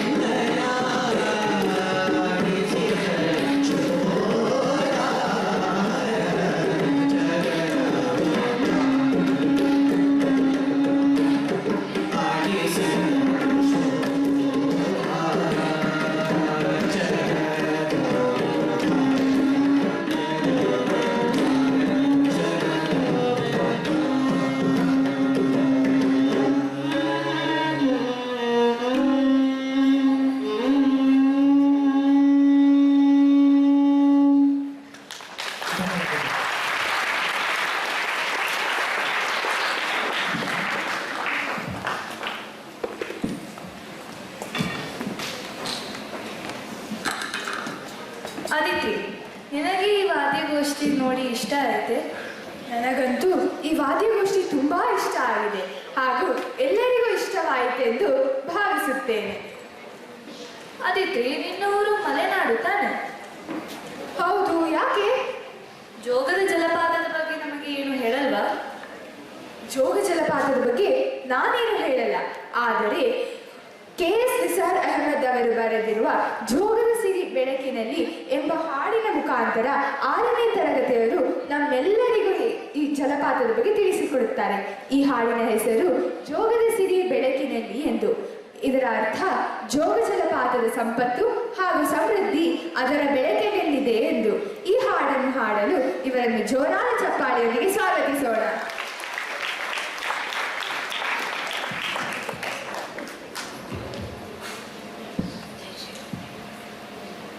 जय श्री गुरुदेव नमस्ते।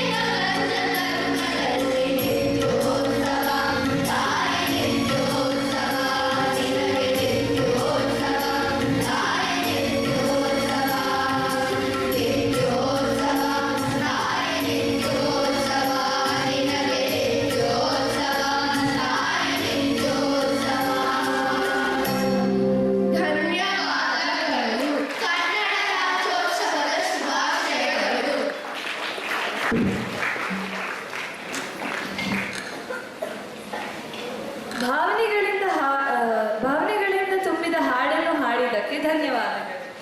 ಈಗ ನಮ್ಮ ಕಾರ್ಯಕ್ರಮದ ಮುಖ್ಯ ಅತಿಥಿಯಾದ ಶ್ರೀಯುತ ಶ್ರೀನಿಧಿಯವರಲ್ಲಿ ನಮಗಾಗಿ 2 ಮಾತನಾಡಲು ಕೇಳಿಕೊಳ್ಳುತ್ತೇನೆ.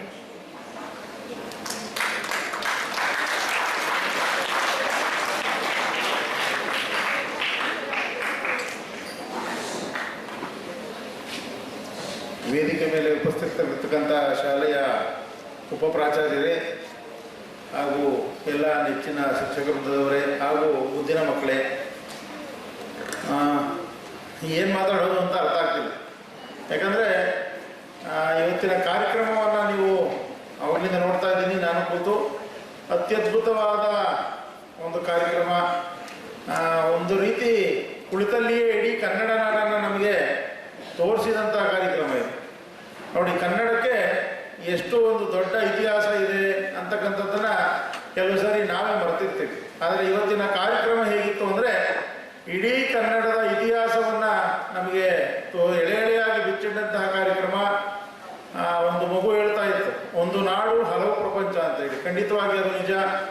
ಕರ್ನಾಟಕದ ವಿಷಯದಲ್ಲಿ ಇತಿಹಾಸವನ್ನೇನು ನಾನು ಹೇಳಕ್ಕೆ ಹೋಗೋದಿಲ್ಲ. ಈಗ ನಿಮ್ಮ ಸ್ನೇಹಿತರು ಅಥವಾ ನಿಮ್ಮ ಹಿರಿಯ ಸ್ನೇಹಿತರೆಲ್ಲ ಬಂದು ಹೇಗೆ ಅದು ಕರ್ನಾಟಕ ಉದ್ಭವ ಆಯಿತು, ಏಕೀಕರಣ ಅಂದರೆ ಏನು, ಯಾಕೆ ಕನ್ನಡ ನಾಡನ್ನು ಕಟ್ಟಿದ್ರು, ಇದನ್ನೆಲ್ಲ ಹೇಳಿದ್ದಾರೆ. ಅದನ್ನೆಲ್ಲ ನೀವು ಬೇಕಾದಾಗ ನೀವು ಗೂಗಲ್ ಮಾಡಿ ತಿಳ್ಕೊಬೋದು. ಬಟ್ ನಾವು ಕನ್ನಡಿಗರಾಗಿ ಹೆಮ್ಮೆ ಪಡ್ತಕ್ಕಂಥ ಹಲವು ವಿಚಾರಗಳು ನಮ್ಮಲ್ಲಿದೆ.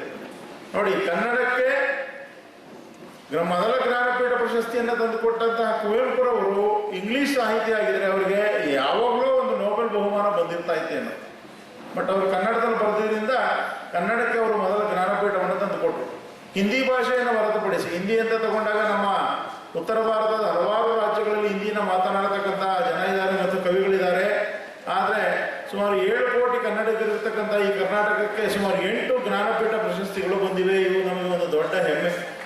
ಈ ಕನ್ನಡ ನಾಡು ಉದಿಸಿದ್ದು ಹೇಗೆ ಅಂತಕ್ಕಂಥದ್ದನ್ನು ನೋಡೋದಾದರೆ, ಇಲ್ಲಿನ ಹಲವಾರು ಸಾಮ್ರಾಜ್ಯಗಳಿದ್ದಾವೆ. ನೀವು ನೋಡಿದಿರಿ, ಕದಂಬರಿಂದ ಹಿಡಿದು ವನವಾಸಿಯ ಕದಂಬರಿಂದ ಹಿಡಿದು ಮೈಸೂರಿನ ಮಹಾರಾಜರವರೆಗೆ ಹಲವಾರು ಜನ ಕರ್ನಾಟಕವನ್ನು ಆಳಿ ನಮ್ಮನ್ನು ಒಂದು ಶ್ರೀಮಂತ ನಾಡನ್ನಾಗಿ ಮಾಡಿ ಹೋಗಿದ್ದಾರೆ. ಅದರಲ್ಲೂ ಕೂಡ ನಾವು ಮೈಸೂರು ಭಾಗದಲ್ಲಿ ಬದುಕ್ತಕ್ಕಂಥ ಜನ ಇದ್ದೇವೆ. ಬೆಂಗಳೂರು, ಮೈಸೂರು, ಶಿವಮೊಗ್ಗ ಈ ಒಂದು ಭಾಗದ ಜನ ಅತ್ಯಂತ ಹೆಮ್ಮೆ ಪಡುವ ವಿಚಾರ ಏನು ಅಂತ ಅಂದರೆ, ನಮಗೆ ಸ್ವಾತಂತ್ರ್ಯವೇ ಬೇಕಾಗಲಿಲ್ಲ. ಮಹಾತ್ಮ ಗಾಂಧಿ ಒಮ್ಮೆ ಮೈಸೂರಿಗೆ ಬರ್ತಾರೆ. ಇಲ್ಲಿನ ಅಭಿವೃದ್ಧಿ ಕಾರ್ಯಕ್ರಮವನ್ನು ನೋಡಿ ಅವ್ರು ಹೇಳ್ತಾರೆ, ನಿಮಗೇಕೆ ಬೇಕು ಸ್ವಾತಂತ್ರ್ಯ ಅಂತ ಹೇಳಿ. ಯಾಕಂದರೆ ಅವತ್ತು ಬ್ರಿಟಿಷ್ನವರ ಕೈ ಕೆಳಗೆ ಇದ್ದಂತಹ ಮೈಸೂರು ಸಾಮ್ರಾಜ್ಯ, ಅದರಲ್ಲೂ ಕೂಡ ನಾಲ್ವಡಿ ಕೃಷ್ಣರಾಜ ಒಡೆಯರ್ ಅಂತಕ್ಕಂಥ ಮಹಾಪ್ರಭುಗಳು ಮತ್ತು ಸರ್ ಎಂ ವಿಶ್ವೇಶ್ವರಯ್ಯನವರ ವೇಷ ಹಾಕ್ಕೊಂಡು ಒಂದು ಮಗು ಬಂದಿತ್ತು. ಅವನು ಅದ್ಭುತವಾಗಿ ವಿಶ್ವೇಶ್ವರಯ್ಯನ ಥರನೇ ಕಾಣಿಸ್ತಾ ಇದ್ದ ನನಗೆ. ನಾವು ವಿಶ್ವೇಶ್ವರಯ್ಯ ನೋಡಿಲ್ಲ, ಆದರೆ ಅವ್ನು ನೋಡಿದಾಗ ಅನ್ನಿಸ್ತು ವಿಶ್ವೇಶ್ವರಯ್ಯ ಹಿಂಗೆ ಇದ್ರೇನೋ ಅಂತ ಹೇಳಿ. ಅರ್ಥ ಆಯ್ತಾ? ಅಷ್ಟು ಅದ್ಭುತವಾಗಿ ಆ ಒಂದು ರಾಜ್ಯದ ಅಭಿವೃದ್ಧಿಯನ್ನು ಮಾಡಿದಂಥವ್ರು. ಬೆಂಗಳೂರಿನ ಜನ ಇವತ್ತು ನಾವೇನು 1.25 ಕೋಟಿ ಜನ ಇವತ್ತು ಬೆಂಗಳೂರಲ್ಲಿ ಬದುಕ್ತಾ ಇದ್ದೀವಿ. ನಾವು ಪ್ರತಿದಿನ ಸರ್ ಎಂ ವಿಶ್ವೇಶ್ವರಯ್ಯನವ್ರನ್ನ ಮತ್ತು ನಾಲ್ವಡಿ ಕೃಷ್ಣರಾಜ ಒಡೆಯರ್ನ ನೆನ್ಕೊಳ್ಳೇಬೇಕು. ಮನೆಗೆ ಬಂದು ಲೈಟ್ ಹಾಕಿದ ತಕ್ಷಣ ಬೆಳಕು ಬರುತ್ತೆ. ನೋಡಿ, ಇಡೀ ಏಷ್ಯಾ ಖಂಡದಲ್ಲಿಯೇ ಮೊದಲ ವಿದ್ಯುತ್ ಆಗರವನ್ನು ಮಾಡಿದವರು ನಾವು. ಇದು ಒಂದು ಕರ್ನಾಟಕದ ಹೆಮ್ಮೆ. ಮತ್ತು ಮೊದಲ ಬಾರಿಗೆ ಚಿನ್ನವನ್ನು ಎಕ್ಸ್ಟ್ರಾಕ್ಟ್ ಮಾಡ್ಬೋದು, ಚಿನ್ನವನ್ನು ತೆಗಿಬೋದು ಭೂಮಿಯಿಂದ ಅಂತ ಇಡೀ ಪ್ರಪಂಚಕ್ಕೆ ತೋರಿಸ್ಕೊಟ್ಟಂಥವ್ರು ನಾವು. ಮತ್ತು ಬೆಂಗಳೂರಿನ ಅಭಿವೃದ್ಧಿ ಇರ್ಬೋದು, ನೀವು ನೋಡ್ಬೋದು, ಬೆಂಗಳೂರನ್ನ ಒಂದು ಕೆಂಪೇಗೌಡರು ಕಟ್ಟಿದ್ದಿರ್ಬೋದು. ಬಟ್ ಇಲ್ಲಿನ ಹಲವಾರು ಸಂಸ್ಥೆಗಳು ನೋಡಿ, ನ್ಯಾಷನಲ್ ಲೆವೆಲಲ್ಲಿ ಇರ್ತಕ್ಕಂಥ ಹಲವಾರು ಸಂಸ್ಥೆಗಳು, HAL ಇರ್ಬೋದು, BHEL ಇರ್ಬೋದು, ಈ ಥರದ ದೊಡ್ಡ ದೊಡ್ಡ ಕಂಪನಿಗಳು ಬೆಂಗಳೂರಿನಲ್ಲಿ ಬಂದು ಪ್ರತಿಷ್ಠಾಪನೆ ಆಗಿದ್ದಾವೆ. ಒಮ್ಮೆ ಟಾಟಾ ಅವರು, ನಜರ್ವಾನ್ಜಿ ಟಾಟಾ ಏನಿದ್ದಾರೆ, ಅವರು ಒಂದ್ಸರಿ ಅಮೆರಿಕಕ್ಕೆ ಹೋಗ್ತಾ ಇರ್ತಾರೆ. ಯಾಕೆಂದರೆ ನನಗೆ ಒಳ್ಳೆ ಇಂಜಿನಿಯರ್ಗಳು ಸಿಗ್ತಾ ಇಲ್ಲ, ನಾನು ಅಮೆರಿಕಾದವ್ರನ್ನ ಶಾಲೆ ಮಾಡಿ ಇಂಜಿನಿಯರ್ಗಳು ತರ್ತೀನಿ ಅಂತ ಹೇಳಿ. ಆಗ ಸ್ವಾಮಿ ವಿವೇಕಾನಂದರು ಅದೇ ಹಡಗಿನಲ್ಲಿ ಪ್ರಯಾಣ ಮಾಡ್ತಾ ಹೇಳ್ತಾರೆ, ನೀವು ಯಾಕೆ ಅಮೆರಿಕಕ್ಕೆ ಹೋಗ್ತೀರಿ, ಇಲ್ಲೇ ಮೈಸೂರು ಸಾಮ್ರಾಜ್ಯ ಅಂತ ಒಂದಿದೆ, ರಾಜರನ್ನ ಭೇಟಿ ಮಾಡಿ, ನಾನು ಒಂದು ಪತ್ರ ಕೊಡ್ತೀನಿ ನಿಮಗೆ, ಆ ಪತ್ರ ತಗೊಂಡೋಗಿ ಅವ್ರಿಗೆ ಕೊಡಿ ಅಂದಾಗ ಜಮ್ಶೆಡ್ಜಿ ಟಾಟಾ ವಾಪಸ್ ಬಂದು ಒಂದು ಪತ್ರದೊಂದಿಗೆ ಬಂದು ನಮ್ಮ ಮೈಸೂರು ಮಹಾರಾಜರನ್ನ ಭೇಟಿ ಮಾಡ್ತಾರೆ. ಅವ್ರು ಏನು ಕೇಳೋದಿಲ್ಲ, ಏನು ಬೇಕು ನಿಮಗೆ ಅಂತ ಹೇಳಿ. ನನಗೆ ಒಂದಿಷ್ಟು ಜಾಗ ಬೇಕು, ಎಷ್ಟು ಬೇಕು ನಿಮಗೆ, ಎಷ್ಟೋ ಕೊಡಿ ಅಂದಾಗ 350 ಎಕರೆ ಭೂಮಿಯನ್ನು ಅವರು ಬೆಂಗಳೂರಿನಲ್ಲಿ ಕೊಡ್ತಾರೆ. ಮತ್ತು 50 ಲಕ್ಷ ರೂಪಾಯಿನ ಆ ಕಾಲಕ್ಕೆ ಕೊಡ್ತಾರೆ. ಮತ್ತು ಪ್ರತಿ ವರ್ಷ 50,000 ರೂಪಾಯಿ ಅವರು ಸಹಾಯಧನವನ್ನು ಕೊಡ್ತಾ ಇದ್ದಾರೆ. ಇವತ್ತು ಕೂಡ ಇಂಡಿಯನ್ ಇನ್ಸ್ಟಿಟ್ಯೂಟ್ ಆಫ್ ಸೈನ್ಸ್ ಅಂತ ನೀವು ಕೇಳಿರ್ತೀರಿ, ಟಾಟಾ ಇನ್ಸ್ಟಿಟ್ಯೂಟ್ ಅಂತ ಕರಿತೀವಿ. ಅದು ಭಾರತದ ನಂಬರ್ 1 ಯೂನಿವರ್ಸಿಟಿ ಇವತ್ತು ಕೂಡ. ಎಲ್ಲ IIT ಮತ್ತು NITಗಳಿಗೆ ಪ್ರೊಫೆಸರ್ಗಳನ್ನು ಅಲ್ಲಿಂದನೇ ನಾವು ಕಳಿಸ್ಕೊಡ್ತೀವಿ. ಮತ್ತು ಕನ್ನಡದ ಇತಿಹಾಸವನ್ನು ನೀವು ನೋಡ್ತಾ ಹೋದರೆ ದಿನಗಟ್ಟಲೆ ಕೂತು ಮಾತಾಡ್ಬೋದು. ನೋಡಿ, ಕರ್ನಾಟಕದ ನೆಲಕ್ಕೆ ಎಂಥ ಶಕ್ತಿ ಇದೆ ಅಂದರೆ, ವಿಜಯನಗರ ಸಾಮ್ರಾಜ್ಯ ಅಂತ ನೀವು ಕೇಳಿರ್ತೀರಿ. ಹಂಪೆ ನೋಡಿದಿರಲ್ವಾ? ನೋಡಿದ್ದೀರಾ? ನೋಡಿ, ಹಂಪೆಯಲ್ಲಿ ಮುತ್ತು ರತ್ನ ವಜ್ರ ವೈಡೂರ್ಯಗಳನ್ನು ಬೀದಿಲಿ ಹಾಕೊಂಡು ಸೇರಲ್ಲಿ ಎಳೆದು ಮಾರ್ತಿದ್ರಂತೆ. ಯಾವುದಾದ್ರೂ ದೇಶದ ಇತಿಹಾಸದಲ್ಲಿ ಇದನ್ನು ಬರ್ಕೊಳ್ಳೋಕ್ಕೂ ಸಾಧ್ಯ ಇಲ್ಲ. ಅವರು ಅಸ್ಯೂಮ್ ಮಾಡಿ ಬರ್ಕೊಳ್ಳೋಕ್ಕೂ ಆಗಲ್ಲ. ಬಟ್ ಅದು ರಿಯಲ್ ಆಗಿ ನಮ್ಮಲ್ಲಿ ನಡೆದಂಥ ಘಟನೆಯನ್ನು ಅವರು ಇತಿಹಾಸದ ಉದ್ದಕ್ಕೂ ಬರೆದಿದ್ದಾರೆ. ನೋಡಿ, ಹಂಪೆಯಲ್ಲಿ ವಿಜಯನಗರ ಸಾಮ್ರಾಜ್ಯ ಸ್ಥಾಪನೆ ಆಗಿದ್ದೇ ಒಂದು ಅತ್ಯದ್ಭುತವಾದ ಘಟನೆ. ಒಮ್ಮೆ ವಿದ್ಯಾರಣ್ಯರು ತಮ್ಮ ಶಿಷ್ಯರೊಂದಿಗೆ ಹಂಪೆ ಭಾಗದಲ್ಲಿ ನಡ್ಕೊಂಡು ಹೋಗ್ತಾ ಇರ್ತಾರೆ. ಅವ್ರು ನಡ್ಕೊಂಡು ಹೋಗ್ಬೇಕಾದ್ರೆ ತುಂಬ ಬಿಸಿಲು, ನಿಮಗೆ ಗೊತ್ತಿರ್ಬೋದು, ಬಳ್ಳಾರಿ ಅಂದರೆ ಬಿಸಿಲಲ್ಲಿ ಯಾವಾಗಲೂ ಬಿಸಿಲಿರುತ್ತಲ್ಲಿ. ಆ ಬಿಸಿಲಿನ ಪ್ರದೇಶದಲ್ಲಿ ಒಂದು ಕಪ್ಪೆ ಇರುತ್ತೆ. ಕಪ್ಪೆ ಇನ್ನೇನು ಮೊಟ್ಟೆ ಇಡಬೇಕದು, ಅಂದರೆ ಅದೊಂದು ಗರ್ಭಿಣಿ ಕಪ್ಪೆ, ಪ್ರೆಗ್ನೆಂಟ್ ಆಗಿರುತ್ತೆ, ಮೊಟ್ಟೆ ಇಡೋ ಪ್ರಯತ್ನದಲ್ಲಿ ಇರುತ್ತದು. ತುಂಬ ಬಿಸಿಲಿಗೆ ತುಂಬ ಅದು ಸುಸ್ತಾಗಿರುತ್ತೆ. ಆ ಕಪ್ಪೆಗೆ ಎಲ್ಲೂ ನೆರಳಿರೋದಿಲ್ಲ, ಎಲ್ಲೂ ಮರಗಳಿಲ್ಲ, ಏನಿಲ್ಲ, ತುಂಬ ಬಯಲು. ಪಾಪ ಅಲ್ಲಿರುತ್ತೆ, ಅದು ಮುಂದೇನು ಹೋಗೋಕ್ಕಾಗಲ್ಲ, ಹಿಂದೇನು ಬರೋಕ್ಕಾಗಲ್ಲ. ಆ ರೀತಿ ಅದು ಅನ್ಕಾನ್ಷಿಯಸ್ ಆಗೋ ಒಂದು ಪರಿಸ್ಥಿತಿಯಲ್ಲಿರುತ್ತೆ, ನಿತ್ರಾಣವಾಗಿರ್ತದೆ. ಒಂದು ಹಾವು ಆ ಕಪ್ಪೆಗೆ ನೆರಳನ್ನು ಕೊಡ್ತಾ ಇದೆ. ಇದನ್ನು ನೋಡಿದಂಥ ವಿದ್ಯಾರಣ್ಯರಿಗೆ ಅನಿಸುತ್ತೆ, ಈ ನೆಲದಲ್ಲಿ ಏನೋ ಶಕ್ತಿ ಇದೆ, ಇಲ್ಲಿ ಒಂದು ಸಾಮ್ರಾಜ್ಯವನ್ನು ಸ್ಥಾಪನೆ ಮಾಡಿದ್ರೆ ಆ ಸಾಮ್ರಾಜ್ಯ ಇಡೀ ಪ್ರಪಂಚವನ್ನು ಆಳುತ್ತೆ ಅಂತೇಳಿ. ಆಗ ಅವರು ಅಕ್ಕ ಬುಕ್ಕ ಅಂತಕ್ಕಂಥವ್ರನ್ನ ಕರ್ಕೊಂಡು ಬರ್ತಾರೆ. ಅವರಿಬ್ಬರು ದನಗಾಹಿಗಳಾಗಿರ್ತಾರೆ, ನಿಮಗೆ ಗೊತ್ತಿಲ್ಲ. ನೋಡಿ, ಒಬ್ಬ ಗುರುವಿನ ಮನಸ್ಸು ಮಾಡಿದ್ರೆ ಏನು ಬೇಕಾದ್ರೂ ಪ್ರತಿಷ್ಠಾಪನೆ ಮಾಡ್ತಾನೆ ಅನ್ನೋದಕ್ಕೆ ಭಾರತದ ಇತಿಹಾಸದಲ್ಲಿ, ಕರ್ನಾಟಕದ ಇತಿಹಾಸದಲ್ಲಿ ಹಲವಾರು ಉದಾಹರಣೆಗಳು ಬರ್ತವೆ. ಆ ರೀತಿ ಅಲ್ಲಿ ಇದ್ದಂಥ ಗುರುಗಳು ಅಕ್ಕ ಬುಕ್ಕರನ್ನ ಕರ್ಕೊಂಡು ಬಂದು ವಿದ್ಯಾರಣ್ಯರು ವಿಜಯನಗರ ಸಾಮ್ರಾಜ್ಯವನ್ನು ಸ್ಥಾಪನೆ ಮಾಡ್ತಾರೆ. ವಿಜಯನಗರ ಸಾಮ್ರಾಜ್ಯದ ಎಲ್ಲಿವರೆಗೂ ಇತ್ತು ಅಂದರೆ ಗುಜರಾತನ್ನು ಸೇರಿದಂತೆ ಉತ್ತರ ಪ್ರದೇಶದವರೆಗೂ ನಾವು ಆಳಿದ್ವಿ. ಕನ್ನಡಿಗರಂದ್ರೆ ಏನು ಸುಮ್ಮನೆ ಅಲ್ಲ, ಅರ್ಥ ಆಯ್ತಾ? ಕನ್ನಡ ಮೊದಲ ಬಾರಿಗೆ ಒಂದು ನೇವಲ್ ಸೈನ್ಯವನ್ನು, ನಿಮಗೆ ಗೊತ್ತಿದೆ, ಆರ್ಮಿಯಲ್ಲಿ 3 ವಿಂಗ್ಸ್ ಇರುತ್ತೆ. ಒಂದು ಏರ್ ಫೋರ್ಸ್ ಇರುತ್ತೆ, ಒಂದು ಲ್ಯಾಂಡ್ ಆರ್ಮಿ ಇರುತ್ತೆ, ಇನ್ನೊಂದು ನೇವಲ್ ಇರುತ್ತೆ. ಮೊದಲ ಬಾರಿಗೆ ಒಂದು ನೇವಲ್ ಆರ್ಮಿಯನ್ನು ಕಟ್ಟಿದಂಥವ್ರು ಕನ್ನಡಿಗರು. ಇಮ್ಮಡಿ ಪುಲಿಕೇಶಿ ಅಂತ ಹೆಸರು ಕೇಳಿದ್ದೀರಾ? ಕನ್ನಡಿಗರು ಯಾವ ರೀತಿಯವರು ಅಂದರೆ, ಬೇರೆ ರಾಜ್ಯದ ರಾಜ್ಯಗಳೆಲ್ಲ ಹೋಗಿ ಎಲ್ಲಾದ್ರೂ ಗೆದ್ದರೆ ಅವ್ರನ್ನೆಲ್ಲ ಲೂಟಿ ಮಾಡ್ಕೊಂಡು ಬಂದ್ಬಿಡೋರು. ನಾವೇನು ಮಾಡ್ತಾ ಇದ್ವಿ, ಗೆದ್ದ ಹೊರಗೆ ಬಿಡ್ತಾ ಇದ್ವಿ. ಅಪ್ಪ ನೀನು ಆಳು, ನಾನೇ ನಿಮ್ಮ ರಾಜ ಅಂತೇಳಿ. ನಾಳೆ ಕಪ್ಪ ಕೂಡ ಅಷ್ಟೇ, ನನಗೆ ನಾನು ನಿನ್ನನೇನು ಲೂಟಿ ಮಾಡೋದಿಲ್ಲ ಅಂತೇಳಿ. ಅಂಥ ಮಹಾರಾಜರು ಇದ್ದಂಥದ್ದು. ಬೇಲೂರು, ಹಳೇಬೀಡು ಇವುಗಳ ವೈಭವವನ್ನು ನೋಡ್ಬೇಕು ನೀವು. ಹೊಯ್ಸಳ ಸಾಮ್ರಾಜ್ಯ ಸ್ಥಾಪನೆ ಆಗಿದ್ದೇ ಒಂದು ದೊಡ್ಡ ಇತಿಹಾಸ. ನೋಡಿ, ಹೇಗೆ ಬಡವರ ಮಕ್ಕಳು ಬೆಳಿಬೇಕು ಅಂತ ಇವತ್ತು ಹೇಳ್ತಾ ಇರೋದಲ್ಲ, ಹೊಯ್ಸಳ ಸಾಮ್ರಾಜ್ಯ ಬೆಳೆದಿದ್ದೇ ಬಡವರ ಮಕ್ಕಳಿಂದ. ಆ ಗುರುಗಳೇನಿದ್ರು ಸುದತ್ತಾಚಾರ್ಯರು, ಅವರು ತನ್ನ ಶಿಷ್ಯನಾದ ಸಳನಿಗೆ ಹೊಯ್ಸಳ ಅಂತ ಹೆಸರು ಕೊಡ್ತಾರೆ. ಅವನನ್ನು ಕರೆದು ಅವನಿಗೆ ಪಟ್ಟಾಭಿಷೇಕವನ್ನು ಮಾಡಿ ಅಲ್ಲಿನ ಜನಗಳಿಗೆ ಹೇಳ್ತಾರೆ, ಇವನೇ ನಿಮ್ಮ ರಾಜ ಇನ್ಮೇಲೆ ಅಂತ ಹೇಳಿ. ಅದೆಂಥ ಒಂದು ಅದ್ಭುತವಾದ ಸಾಮ್ರಾಜ್ಯ ಹೊಯ್ಸಳ ಸಾಮ್ರಾಜ್ಯ ಅಂತ ಅಂದರೆ, ಹೊಯ್ಸಳರ ವಾಸ್ತುಶಿಲ್ಪವನ್ನು ಯಾವ ಟೆಕ್ನಾಲಜಿ ಬಳಸಿದ್ರು ಅಂತ ಇವತ್ತಿನವರೆಗೂ ಕಂಡುಹಿಡಿಯಕ್ಕಾಗಲ್ಲ. ಅವರ ದೇವಾಲಯಗಳನ್ನು ನೋಡ್ಬೇಕು ನೀವು. ಅಮರಶಿಲ್ಪಿ ಜಕಣಾಚಾರಿ ಅಂತ ಒಬ್ಬ ಶಿಲ್ಪಿಯನ್ನು ಗುರುತಿಸಿ ಅವನಿಗೆ ಅವಕಾಶವನ್ನು ಕೊಟ್ಟು, ಬೇಲೂರು, ಹಳೇಬೀಡು, ಸೋಮನಾಥಪುರ, ಎಷ್ಟು ನಿಮಗೆ ದೇವಾಲಯಗಳು ಬೇಕು. ನಾವು ಯಾವುದೋ ವಿದೇಶವನ್ನು ನೋಡೋದಕ್ಕೆ ಹೋಗ್ತೀವಿ ಅಥವಾ ಪಕ್ಕದಲ್ಲಿರೋ ರಾಜ್ಯ ನೋಡೋಕೆ ಹೋಗ್ತೀವಿ, ಅವೆಲ್ಲ ಏನು ಬೇಕಾಗಿಲ್ಲ. ಇಡೀ ಜೀವನ ಪರ್ಯಂತ ಕರ್ನಾಟಕವನ್ನು ನೋಡಿದ್ರೆ ಸಾಕು. ಅಷ್ಟು ಅದ್ಭುತವಾದ ಇತಿಹಾಸ, ಅಷ್ಟು ಅದ್ಭುತವಾದ ಕಲೆ, ವಾಸ್ತುಶಿಲ್ಪ ಎಲ್ಲ ಕೂಡ ನಮ್ಮಲ್ಲಿದೆ. ಹಂಗಂತ ಹೇಳಿ ನಾವು ಕೇವಲ ಇತಿಹಾಸಕ್ಕೆ ಮೀಸಲ, ಖಂಡಿತ ಅಲ್ಲ. ಅರ್ಥ ಆಯ್ತಾ? ಕರ್ನಾಟಕದಿಂದ ಎಂತೆಂಥ ವಿಜ್ಞಾನಿಗಳು ಹೋಗಿದ್ದಾರೆ ದೇಶಕ್ಕೆ, ಅರ್ಥ ಆಯ್ತಾ? CNR ರಾವ್ ಅತ್ಯದ್ಭುತವಾದ ವಿಜ್ಞಾನಿಗಳು. ಮತ್ತು ನಮ್ಮಲ್ಲಿ ನಾರಾಯಣ ಮೂರ್ತಿ, ಇನ್ಫೋಸಿಸ್ನ ನಾರಾಯಣ ಮೂರ್ತಿ ಇವತ್ತು ಸುಮಾರು 50 ಲಕ್ಷ ಜನರಿಗೆ ಕೆಲಸ ಕೊಟ್ಟಿದ್ದಾರೆ.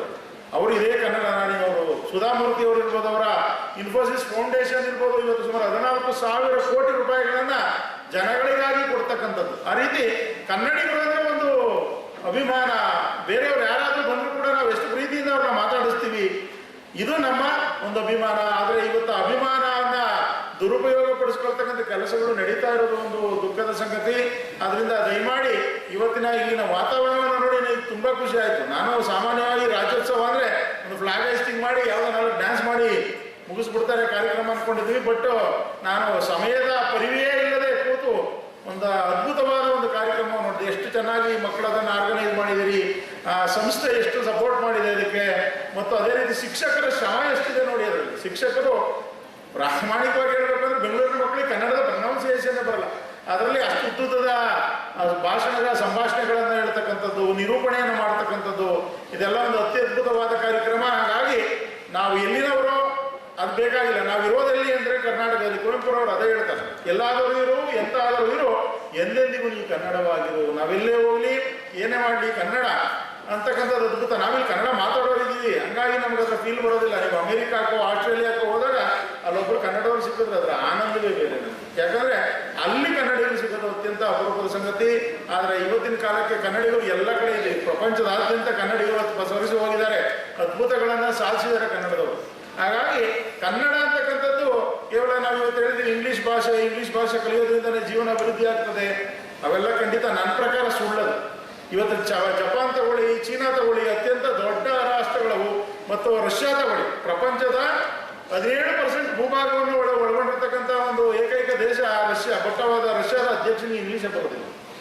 ನಾವು ಮಾತ್ರ ಇಂಗ್ಲೀಷನ್ನು ಇಟ್ಕೊಂಡಿದ್ದೀವಿ. ಮೊನ್ನೆ ಯಾವುದೋ ಒಂದು ರಿಪೋರ್ಟ್ ಅಂತ ನಾನು ನೋಡ್ತಾ ಇದ್ದೆ, ಬ್ರಿಟಿಷ್ನವ್ರಿಗಿನ್ನ ಗ್ರಾಮಟಿಕಲ್ ಇಂಗ್ಲೀಷ್ನ ಭಾರತೀಯರು ಮಾತಾಡ್ತಾರೆ ಅಂತ. ನೋಡಿ, ಈಗ ನಮ್ಮ ಬ್ರಿಟಿಷ್ನವರೇ ಇಂಗ್ಲೀಷ್ ಬಿಟ್ಬಿಟ್ಟಿದ್ದಾರೆ, ಅವರು ಯಾವುದೋ ಮೆಸೇಜ್ ಇಂಗ್ಲೀಷನ್ನು ಮಾತಾಡ್ಕೋತಾರೆ ಅವರು. ಬಟ್ ನಾವು ಗ್ರಾಮಟಿಕಲ್ ಆಗಿ ಇಂಗ್ಲೀಷನ್ನು ಇವತ್ತು ಕೂಡ ಬಳಸ್ತಾ ಇದ್ದೀವಿ, ಅದು ನಮ್ಮ ಹೆಮ್ಮೆ ಇರ್ಬೋದು. ಬಟ್ ನಾವು ಬಂದಂಥ ಭಾಷೆಯನ್ನು ಖಂಡಿತವಾಗಿ ಬಿಡಬಾರ್ದು ಮಕ್ಕಳೇ. ಎಷ್ಟು ಅದ್ಭುತವಾದದ್ದು ನೋಡಿ, ನಮ್ಮ ಕನ್ನಡ ನಾಡು ಎಷ್ಟು ವಿಸ್ತರಿಸಿತ್ತು ಅಂತಕ್ಕಂಥದ್ದು ಹೇಳ್ತಾನೆ. ಕಾವೇರಿಯಿಂದ ಗೋದಾವರಿವರ ಮಿರ್ದ ನಾಡದ ಕನ್ನಡದವಳು ಅಂತೇಳಿ, ಕಾವೇರಿಯಿಂದ ಗೋದಾವರಿಯವರೆಗೆ ಏನು ಭೂಪ್ರದೇಶ ಇತ್ತು ಅದೆಲ್ಲ ನಮ್ಮ ಕರ್ನಾಟಕ. ಬಟ್ ಆನಂತರ ಭಾಷಾವಾರು ಪ್ರಾಂತ್ಯಗಳ ರಚನೆಯಲ್ಲಿ ನಾವು ಒಂದು ಕರ್ನಾಟಕಕ್ಕೆ ಗಡಿಯನ್ನು ಹಾಕೊಂಡಿದ್ದೇವೆ. ಇಮ್ಮಡಿ ಪುಲಿಕೇಶಿ ಇರ್ಬೋದು, ಮತ್ತು ವಿಷ್ಣುವರ್ಧನ ಇರ್ಬೋದು, ಕೃಷ್ಣದೇವರಾಯ ಇರ್ಬೋದು, ಇವರೆಲ್ಲ ಎಂಥ ಅದ್ಭುತವಾದ ಕಾರ್ಯಗಳನ್ನು ಮಾಡ್ತಾ ಹೋಗಿದ್ದಾರೆ. ನಾನು ಕೊನೆಯದಾಗಿ ನಿಮ್ಮ ಹೆಚ್ಚಿನ ಸಮಯ ತಗೊಳ್ಳೋಣ, ಇನ್ನೂ ಕೂಡ ಹಲವಾರು ನೃತ್ಯಗಳೆಲ್ಲ ಇರ್ಬೋದು. ಹಾಗಾಗಿ ಒಂದು ಸಣ್ಣ ಕಥೆಯನ್ನೇ ಹೇಳಿ ಮುಗಿಸ್ತೀನಿ. ಸರ್ ಎಂ ವಿಶ್ವೇಶ್ವರಯ್ಯನವರು ನಿಮಗೆ ಗೊತ್ತಿರ್ಬೋದು. ಸರ್ ಎಂ ವಿಶ್ವೇಶ್ವರಯ್ಯನವರು ಯಾಕೆ ಇಂಜಿನಿಯರ್ ಆದರು ಗೊತ್ತಿದೆಯಾ ನಿಮಗೆ? ಯಾಕೆ ಅವ್ರು ಇಂಜಿನಿಯರ್ ಆದರು? ಬೇರೆ ಆಗ್ಬೋದಿತ್ತು, ಡಾಕ್ಟರ್ ಆಗ್ಬೋದಿತ್ತು, ಅಥವಾ ಸೈಂಟಿಸ್ಟ್ ಆಗ್ಬೋದಿತ್ತು, ಅಥವಾ ಲೆಕ್ಚರರ್ ಆಗ್ಬೋದಿತ್ತು, ಏನೋ ಒಂದು ಆಗ್ಬೋದಿತ್ತು. ಯಾಕೆ ಅವರು ಒಬ್ಬ ಇಂಜಿನಿಯರ್ ಆದರು, ಅದರಲ್ಲೂ ಸಿವಿಲ್ ಇಂಜಿನಿಯರ್ ಆದರು? ಯಾಕೆ ಅಂತಂದರೆ ಅವರು ಒಮ್ಮೆ ಗುರುಗಳನ್ನ ನೋಡೋದಕ್ಕೆ ಹೋಗಿರ್ತಾರೆ. ಆ ಚಿಕ್ಕಬಳ್ಳಾಪುರದ ತನ್ನ ಗುರುಗಳ ಮನೆಗೆ ಹೋಗಿರ್ತಾರೆ. ಗುರುಗಳ ಮನೇಲಿ ಇರೋಲ್ಲ, ಗುರುಗಳ ಹೆಂಡತಿ ಇರ್ತಾರೆ, ಗುರುಮಾತೆ. ಅವ್ರು ಹೇಳ್ತಾರೆ, ಯಾಕೋ ಬಂದೆ ಅಂತ ಹೇಳಿ. ಗುರುಗಳು ನೋಡೋದಕ್ಕೆ ಬಂದೆ, ನಿಮ್ಮ ಗುರುಗಳಿಲ್ಲ ಅಂತಾರೆ. ಆ ಮಗು ಆಚೆ ಹೋಗಿ ಸ್ಟಾರ್ಟ್ ಮಾಡುತ್ತೆ. ಅವ್ರು ಕರೀತಾರೆ, ಬಾರೋ ನಿನ್ನ ತಿಂಡಿ ಕೊಡ್ತೀನಿ ಅಂತೇಳಿ. ನೋಡಿ ಎಷ್ಟು ಪ್ರೀತಿ ಇತ್ತು. ನಾವೆಲ್ಲ ಹಾಗೆ ಬೆಳೆದವರು, ಅರ್ಥ ಆಯ್ತಾ? ಗುರುಗಳ ಮನೇಲಿ ಓಡಾಡ್ಕೊಂಡು ಅವ್ರನ್ನಲ್ಲೇ ಊಟ ಮಾಡ್ತಾ ಬೆಳೆದಂಥವ್ರು. ಅವರಿಗೆ ಮಾಲ್ದಿ ಪುಡಿ ಅಂತ ಕೊಡ್ತಾರೆ. ನಮ್ಮ ಈ ಬೆಂಗಳೂರು ಭಾಗದಲ್ಲಿ, ತುಮಕೂರು ಭಾಗದಲ್ಲಿ ಮಾಲ್ದಿ ಪುಡಿ ಅಂತ ಮಾಡ್ತೀವಿ ನಾವು. ಅದೇ ಕಡಲೆ ಇಡ್ತಾರೆ. ಅದನ್ನು ತಿನ್ಬೇಕಾದ್ರೆ ತುಂಬ ಶಕ್ತಿ ಬೇಕು, ಯಾಕಂದ್ರೆ ಅದು ಉಡುಗುಡಿಯಾಗಿರುತ್ತೆ. ಅದಕ್ಕೇನೋ ಹಾಲ್ಗಿಲ್ ಹಾಕೊಂಡು ಕಲಿಸ್ಬೋದು. ಬಟ್ ಬಡದಂದ ಹಾಲಲ್ಲಿ ಇರುತ್ತೆ, ಬರೀ ಪುಡಿಯನ್ನು ಕೊಡ್ತಾರೆ. ಆ ಮಗು ಕೂತು ತಿಂತಾ ಇರುತ್ತೆ. ಒಂದು 4ನೇ ಕ್ಲಾಸ್ 5ನೇ ಕ್ಲಾಸ್ ಮಗು ಅನ್ಸುತ್ತೆ. ತಿಂತಾ ಇರ್ಬೇಕಾದ್ರೆ ಗಂಟಲು ಸಿಕ್ಕಾಕೊಡುತ್ತೆ. ಸಿಕ್ಕಾಕೊಂಡಾಗ ಅದನ್ನು ಒಳಗಡೆ ನುಂಗಕ್ಕೂ ಆಗಲ್ಲ, ಉಗುಳಕ್ಕೂ ಆಗಲ್ಲ. ಇನ್ನೇನು ಮಗು ಪ್ರಾಣ ಬಿಟ್ಬಿಡುತ್ತೆ ಅನ್ನೋ ಮಟ್ಟಕ್ಕೆ ಬಂದ್ಬಿಡುತ್ತೆ. ಪಾಪ ಸರ್ ಎಂ ವಿಶ್ವೇಶ್ವರಯ್ಯನೇನು ಸತ್ರು ಅನ್ನೋ ಮಟ್ಟಕ್ಕೆ ಬರುತ್ತೆ. ಆಗ ಅವ್ರು ಮನೆಯೆಲ್ಲ ಹುಡುಕ್ತಾರೆ, ನೋಡಿದ್ರೆ ಕುಡಿಯಕ್ಕೆ ನೀರೇ ಇಲ್ಲ, ಮನೇಲಿ ಖಾಲಿ ಆಗಿದೆ ನೀರು. ಆಮೇಲೆ ತರೋಣ ಅಂತ ಹೇಳಿ ಕೆಲಸ ಮಾಡ್ಕೊಂಡು ನೀರೇ ತಂದಿಲ್ಲ ಅವರು. ಏನೀಗ ಮಗು ಪ್ರಾಣ ಹೋಗುತ್ತೆ, ನೀರಿಲ್ಲ, ಏನು ಮಾಡೋದು? ಕೊನೆಗೆ ಅವ್ರಿಗೆ ನೆನಪಾಗುತ್ತೆ, ದೇವ್ರ ಮುಂದೆ ಒಂದು ಗ್ಲಾಸ್ ಹಾಲಿಟ್ಟಿರ್ತಾರೆ ಬೆಳಗ್ಗೆ ಪೂಜೆಗೆ. ಅದೇ ಹಾಲಂತಂದು ಸರ್ ಎಂ ವಿಶ್ವೇಶ್ವರಯ್ಯ ಕುಡಿಸ್ತಾರೆ ಅವರು. ಆ ಕುಡಿದು ಆ ಮಗು ಬದುಕೊಳ್ಳುತ್ತೆ. ಆಗ ನೋಡಿ, ಆ ಗುರು ಮಾತೆ ಹೇಳ್ತಾರೆ, ನೋಡಪ್ಪ ವಿಶ್ವೇಶ್ವರ, ಈ ನೀರಿನ ಸಮಸ್ಯೆ ತುಂಬ ಇದೆ ಕಣೋ, ನೀನೇನಾದ್ರೂ ಮುಂದೆ ಬೆಳೆದ್ರೆ ಇಂಜಿನಿಯರ್ ಆಗಿ ನೀರು ತಂದು ಕೊಡಪ್ಪ ನಮಗೆ ಅಂತೇಳಿ. ನೋಡಿ, ಆ ಮೋಟಿವೇಶನ್ಸು ಮುಂದೆ ಅವ್ರು ದೊಡ್ಡ ಇಂಜಿನಿಯರ್ ಆಗ್ತಾರೆ. ಅವ್ರು ಕೇವಲ KRS ಅನ್ನು ಕಟ್ಟಿದ್ರು ಅನ್ನೋದು ಅಷ್ಟೇ ನಮಗೆ ಗೊತ್ತಿದೆ. ಇಡೀ ಭಾರತದಲ್ಲೇ ಅವರು ಪ್ರಾಜೆಕ್ಟ್ಗಳನ್ನು ಮಾಡಿದ್ದಾರೆ. ಕೆನಡಾದಲ್ಲಿ ಡ್ಯಾಮ್ ಕಟ್ಟಿದ್ದಾರೆ ಅವರು. ಮತ್ತು ಸರ್ ಎಂ ವಿಶ್ವೇಶ್ವರಯ್ಯ ಎಷ್ಟು ಅದ್ಭುತವಾದವರು ಅಂದರೆ, ಬೆಳಿಗ್ಗೆ ಪೂರ್ತಿ ಅವರು ತಮ್ಮ ಕಚೇರಿಯಲ್ಲಿ ಕೆಲಸ ಮಾಡಿದ್ದಾರೆ, ಅರಮನೆ ಆಫೀಸಲ್ಲಿ ಕೆಲಸ ಮಾಡೋರಂತೆ. ರಾತ್ರಿ ಹೋಗಿ ಆ ಡ್ಯಾಮಿನ ಕೆಲಸಗಳನ್ನು ನೋಡ್ಕೊಳ್ಳೋರಂತೆ. 4 ಅವರ್ ಮಾಡ್ತಾ ಇದ್ರಂತೆ. 8 ವರ್ಷಗಳ ಕಾಲ ಬರೀ 4 ಗಂಟೆ ನಿದ್ದೆ ಮಾಡಿ ಆ ಡ್ಯಾಮನ್ನು ಕಟ್ಟಿಕೊಡ್ತಾರೆ. ಅವತ್ತಿನ ಕಾಲಕ್ಕೆ ಸುಮಾರು 3 ಲಕ್ಷ ರೂಪಾಯಿ ಖರ್ಚಾಗಿತ್ತು ಅದಕ್ಕೆ. ಅದು ಯಾವುದು? ಅರಮನೆಯ ಹಣ, ಜನರ ಟ್ಯಾಕ್ಸ್ ಎಲ್ಲ. ಅವತ್ತು ಟ್ಯಾಕ್ಸನ್ನು ನಾವ್ಯಾರು ಯೂಸ್ ಮಾಡೋಕ್ಕಿರಲಿಲ್ಲ, ಬ್ರಿಟಿಷ್ನವ್ರು ಇದ್ರು, ಅವ್ರು ಯೂಸ್ ಮಾಡ್ತಾ ಇದ್ರು. ಅಂಥ ಒಂದು ಪರಿಸ್ಥಿತಿಯಲ್ಲೂ ಕೂಡ ನೋಡಿ, ಬ್ರಿಟಿಷ್ನವರ ಕೈ ಕೆಳಗಿದ್ದು ಕೂಡ ಇಷ್ಟು ಮಟ್ಟದ ಅಭಿವೃದ್ಧಿಯನ್ನು ಮಾಡಿದ್ದಾರೆ. ಈಗ ಹೇಳ್ತಾ ಹೋದರೆ ಸುಮಾರು ಕಥೆಗಳು ನಮಗೆ ಸಿಗ್ತಾ ಹೋಗ್ತವೆ. ಹಾಗಾಗಿ ನೆನ್ಪಿಟ್ಕೊಳ್ಳಿ, ನಾವು ಭಾರತದಲ್ಲಿ ಹುಟ್ಟೋದಕ್ಕೆ ಒಂದು ಪುಣ್ಯ ಮಾಡಿದ್ವಿ. ಅದರಲ್ಲೂ ಕರ್ನಾಟಕದಂಥ ನಾಡಿನಲ್ಲಿ ಹುಟ್ಟಿದೀವಲ್ಲ, ಅದು ಇನ್ನೂ ಪುಣ್ಯ. ಕನ್ನಡವನ್ನು ಮಾತಾಡ್ತೀವಲ್ಲ, ಕನ್ನಡವನ್ನು ಗೊತ್ತಿಲ್ಲದವ್ರನ್ನ ಕೇಳಿ. ನಮ್ಮಲ್ಲಿ ನನಗೆ ಅನುಭವ ಆಗಿದೆ, ನಮ್ಮ ಆಫೀಸರ್ಸ್ ಎಲ್ಲ ಕೇಳ್ತಾರೆ, ನೀವೇನು ಕನ್ನಡ ಮಾತಾಡ್ತಿರೋ ಹಾಡ್ತಿರೋ ಅಂತ ಹೇಳಿ. ಯಾಕಂದ್ರೆ ನಾವು ಮಾತಾಡಿದ್ರೆ ಹಾಡ್ತಾರೆ, ಕೇಳಿಸುತ್ತೆ. ಹಾಗಾಗಿ ಕನ್ನಡಕ್ಕೆ ಅದರದೇ ಆದ ಶಕ್ತಿ ಇದೆ. ಕನ್ನಡವನ್ನು ಕಲ್ತ್ಕೊಳ್ಳಿ. ಒಂದು ತಿಂಗಳಿಗೊಂದು ಕನ್ನಡದ ಪುಸ್ತಕ ಓದಿ. ನನ್ನ ಪ್ರಕಾರ ಒಂದು ಪುಸ್ತಕ, ತಿಂಗಳಿಗೊಂದು ಪುಸ್ತಕ ಮುಗಿಸಿ. ನನ್ನ ಹಳೆ ವಿದ್ಯಾರ್ಥಿಗಳೆಲ್ಲ ಇದ್ದಾರೆ, ಒಳ್ಳೊಳ್ಳೆ ಪೊಸಿಷನ್ ಇದ್ದಾರೆ, ಇಂಜಿನಿಯರ್ಗಳಾಗಿದ್ದಾರೆ, ಡಾಕ್ಟರ್ಗಳಾಗಿದ್ದಾರೆ, ಎಲ್ಲ ಆಗಿದ್ದಾರೆ. ಅವ್ರು ಕೇಳ್ತಾ ಇರ್ತಾರೆ, ಸರ್ ಜೀವನ ಒಂಥರ ಬೋರ್ ಅನ್ಸುತ್ತೆ ಸರ್, ಪ್ರೆಷರ್ ಅನ್ಸುತ್ತೆ, ಜಾಬೆಲ್ಲ ಏನು ಮಾಡಬೇಕು ಅಂತ. ನಾನು ಹೇಳ್ತೀನಿ, ಕನ್ನಡ ಸಾಹಿತ್ಯ ಓದೋಕೆ ಸ್ಟಾರ್ಟ್ ಮಾಡುವಂತೇಳಿ. ನಾನು ಅದಕ್ಕೆ ಒಂದು 63 ಪುಸ್ತಕಗಳ ಒಂದು ಪಟ್ಟಿ ರೆಡಿ ಮಾಡಿ ಇಟ್ಕೊಂಡ್ಬಿಟ್ಟಿದ್ದೀನಿ. ಯಾರ ಕೈಯಲ್ಲಿ ಪಟ್ಟಿ ಕೊಟ್ಬಿಡ್ತೀನಿ, ಬುಕ್ ತಗೊಂಡು ಓದು ನೀನು ಅಂತೇಳಿ. ಹಾಗೆ ಅವ್ರು ಓದಿದ್ಮೇಲೆ ಹೇಳ್ತಾರೆ, ಸರ್ ನಾನು ಅಮೆರಿಕಕ್ಕೆ ಹೋಗ್ತಿದ್ದೀನಿ, ನನ್ನ ಹತ್ರ ಇಷ್ಟು ಬುಕ್ ಇದೆ, ಏನು ಮಾಡಲಿ ಅಂತ. ನಂಗೆ ಕೊಡು ವಾಪಸ್ಸು ಅಂತ ಕೇಳ್ತೀನಿ. ಅದನ್ನು ತಂದು ನಾನು ಸರ್ಕಾರಿ ಶಾಲೆಗಳಿಗೆ ಸುಮಾರು ಸರ್ಕಾರಿ ಶಾಲೆಗಳಿಗೆ ಆ ಪುಸ್ತಕವನ್ನು ದಾನದ ರೂಪದಲ್ಲಿ ಕೊಟ್ಟಿದ್ದೀನಿ. ಹಾಗಾಗಿ ಕನ್ನಡ ಸಾಹಿತ್ಯ ಅನ್ನೋದು ನಿಮ್ಮನ್ನು ಖುಷಿಯಾಗಿಡುತ್ತೆ. ಕೆಲವರು ನಾವು ವಯಸ್ಸಾದ ತಂದೆ ತಾಯಿ ನಮ್ಮ ಜೊತೆಲಿ ಇರಲ್ಲ, ಅವ್ರು ತೀರ್ಕೋಬೋದು ವಯಸ್ಸಿಂದ, ಬಟ್ ಕನ್ನಡ ನಿಮ್ಮ ಜೊತೆಲಿ ಇರುತ್ತೆ. ಅದೇ ನಿಮ್ಮ ತಾಯಿ ಸ್ಥಾನದಲ್ಲಿ ನಿಂತದ್ದು ನಮ್ಮನ್ನು ಕಾಪಾಡುತ್ತೆ. ಹಾಗಾಗಿ ನಾವು ಕನ್ನಡವನ್ನು ಕಲಿಯೋಣ, ಕನ್ನಡವನ್ನು ಬೆಳೆಸೋಣ. ಇಲ್ಲಿನ ವಾತಾವರಣ ನೋಡಿದ್ರೆ ಇವತ್ತು ನನ್ನ ಹೃದಯ ತುಂಬಿ ಬಂದಿದೆ. ಕನ್ನಡ ಇಲ್ಲಿ ಅತ್ಯದ್ಭುತವಾಗಿ ಬನ್ನೇರುಘಟ್ಟ ರೋಡ್ ಕನ್ನಡ ಉಳ್ಕೊಂಡಿದೆ ಇವತ್ತು ಅಂದರೆ ಇದು ಒಂದು ಸಾಕ್ಷಿ ಅಂತಕ್ಕಂಥ ನನಗೆ ಅರ್ಥ ಆಯಿತು. ಈ ಒಂದು ಕಾರ್ಯಕ್ರಮಕ್ಕೆ ನನ್ನನ್ನು ಆಹ್ವಾನಿಸಿ ನನಗೆ ಇದೊಂದು ಅದ್ಭುತವಾದ ಅವಕಾಶ ಆಗ್ತಿದೆ. ಇದನ್ನೆಲ್ಲ ನೋಡಿ ನಾನು ಒಂದಷ್ಟು ಫೋಟೋಸ್ ಎಲ್ಲ ತೆಗೆದಿಟ್ಕೊಂಡಿದ್ದೀನಿ. ಅದನ್ನೆಲ್ಲ ಇಂಪ್ಲಿಮೆಂಟ್ ಮಾಡೋಕ್ಕಾಗುತ್ತೆ, ಅಲ್ಲಿ ಮಾಡೋಣ ಅಂತಕ್ಕಂಥದ್ದು ನನ್ನ ಉದ್ದೇಶ. ಹಾಗಾಗಿ ಈ ಅವಕಾಶವನ್ನು ಕೊಟ್ಟಂಥ ಈ ಸಂಸ್ಥೆಗೆ, ಮುಖ್ಯವಾಗಿ ಸ್ವಾಮೀಜಿ ತ್ರಯರಿಗೆ ಹಾಗೂ ಶಾಲೆಯ ಪ್ರಾಂಶುಪಾಲರಿಗೆ, ಉಪಪ್ರಾಂಶುಪಾಲರಿಗೆ, ಶಿಕ್ಷಕರಿಗೆ, ಪ್ರೀತಿಯ ಮಕ್ಕಳಿಗೆ ನಾನು ಕೊನೆಯದಾಗಿ ನನ್ನ ಧನ್ಯವಾದಗಳನ್ನು ಸಮರ್ಪಿಸ್ತೇನೆ. ಜೈ ಹಿಂದ್, ಜೈ ಕರ್ನಾಟಕ ಮಾತೆ.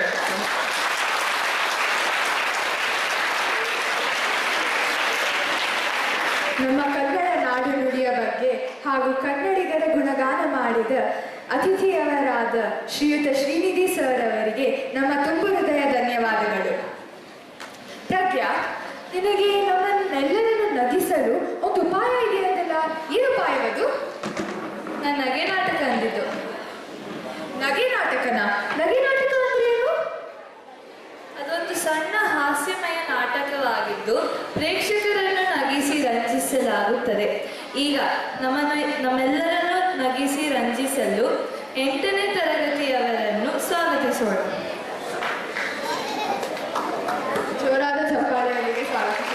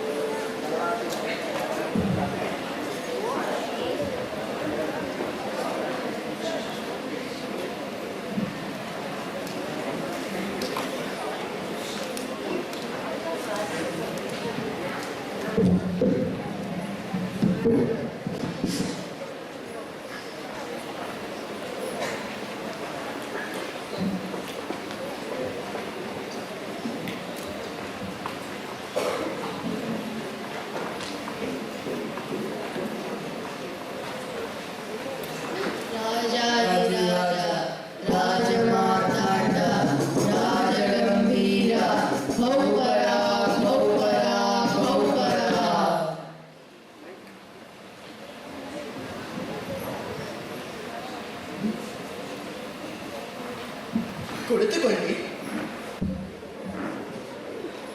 ಮಂತ್ರಿಗಳೇ, ಸೇನಾಧಿಪತಿಗಳೇ, ನಮ್ಮ ರಾಜ್ಯವು ಸೌಖ್ಯವೇ? ಹೌದು ಪ್ರಭುಗಳೇ. ನನ್ನ ರಾಜ್ಯದಲ್ಲಿ ಏನಾದರೂ ಹೊಸ ವಿಷಯ ಇದೆಯೇ? ಪ್ರಭುಗಳೇ, ಬೇರೆ ದೇಶದ ಸಂಗೀತ ವಿದ್ವಾಂಸರು ನಮ್ಮ ಅರಮನೆಗೆ ಪ್ರವೇಶಿಸಿದ್ದಾರೆ. ನೀವು ಆಜ್ಞೆ ಮಾಡಿದರೆ ಅವರನ್ನು ಕರೆಸಬಹುದೇ? ನನಗೆ ಸಂಗೀತ ಎಂದರೆ ಪಂಚಪ್ರಾಣ, ಅದು ನಿಮಗೆ ಗೊತ್ತಿಲ್ಲವೇ? ಕರೆಸಿರಿ. ಯಾರದು? ಸಂಗೀತ ವಿದ್ವಾಂಸರನ್ನು ಕರೆಸಿ.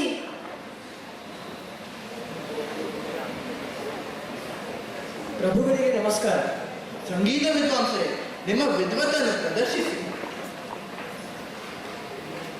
ಗದ ಪ ಪ ಧ ಪ ಸಾ ಸಾ ರಿ ಸಾ ಧ ಧ ಪ ಧ ಪ ಗ ಗ ರಿ ಗ ಪ ಧ ಸಾ ಧ ಧ ಪ ಗ ಗ ರಿ ಗ ಗ ಧ ಪ ಗ ಪ ಗ ಗ ರಿ ಸಾ.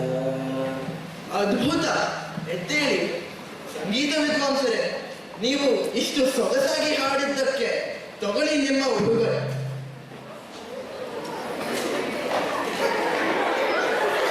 ಧನ್ಯವಾದಗಳು. ಕುಳಿತುಕೊಳ್ಳಿ. ಮಂತ್ರಿಗಳೇ, ಸೇನಾಧಿಪತಿಗಳೇ, ಸಂಗೀತ ವಿದ್ವಾಂಸರು ಎಷ್ಟು ಸೊಗಸಾಗಿ ಹಾಡಿದ್ದಾರೆ ಅಲ್ಲವೇ? ಹೌದು ಪ್ರಭುಗಳೇ. ನನಗೆ ಒಂದು ಉಪಾಯವಿದೆ. ನಮ್ಮ ರಾಜ್ಯದಲ್ಲಿ ನನ್ನ ಪ್ರಜೆಗಳೆಲ್ಲರೂ ಸಂಗೀತ ವಿದ್ವಾಂಸರ ಹಾಗೆ ಹಾಡಿದರೆ ಹೇಗಿರಬಹುದು? ತುಂಬಾ ಚೆನ್ನಾಗಿರುತ್ತದೆ. ಹಾಗಿದ್ದರೆ ಇನ್ನ ಮೇಲಿಂದ ನನ್ನ ರಾಜ್ಯದಲ್ಲಿ ಯಾರಾದರೂ ಮಾತನಾಡಬೇಕಾದರೆ ಸಂಗೀತದಲ್ಲೇ ಮಾತನಾಡಬೇಕು. ನನ್ನ ಆಜ್ಞೆ ಹೊಡಿಸಿರಿ ನಂಗೂರ. ನಿಮ್ಮ ಆಜ್ಞೆಯಂತೆ ಆಗಲಿ ಪ್ರಭುಗಳೇ.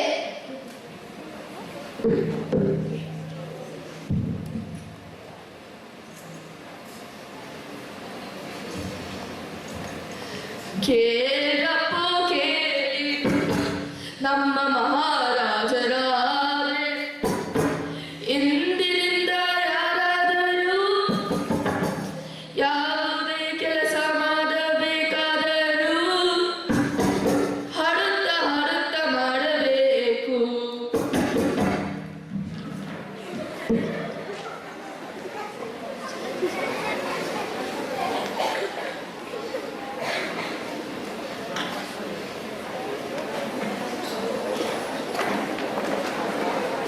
ಏನಪ್ಪ ಶಂಕರಣ್ಣ ಹೇಗಿದೆಯಾ? ಏನಪ್ಪ ರಂಗಣ್ಣ ನೀನ್ ಹೇಗಿದೀಯಾ? ನಾನು ಚೆನ್ನಾಗಿದ್ದೇನೆ. ಊಟ ಆಯ್ತೇನೋ ಶಂಕರಣ್ಣ? ಊಟ ಆಯ್ತು ರಂಗಣ್ಣ, ನಿಂದಾಯ್ತಾ? ನಂದು ಆಯ್ತು ಶಂಕರಣ್ಣ. ನಂಗೆ ಹೊಲದಲ್ಲಿ ಕೆಲಸವಿದೆ, ಆಮೇಲೆ ಸಿಗೋಣ. ನನಗೂ ಮನೆಯಲ್ಲಿ ಕೆಲಸವಿದೆ, ಆಮೇಲೆ ಸಿಗೋಣ.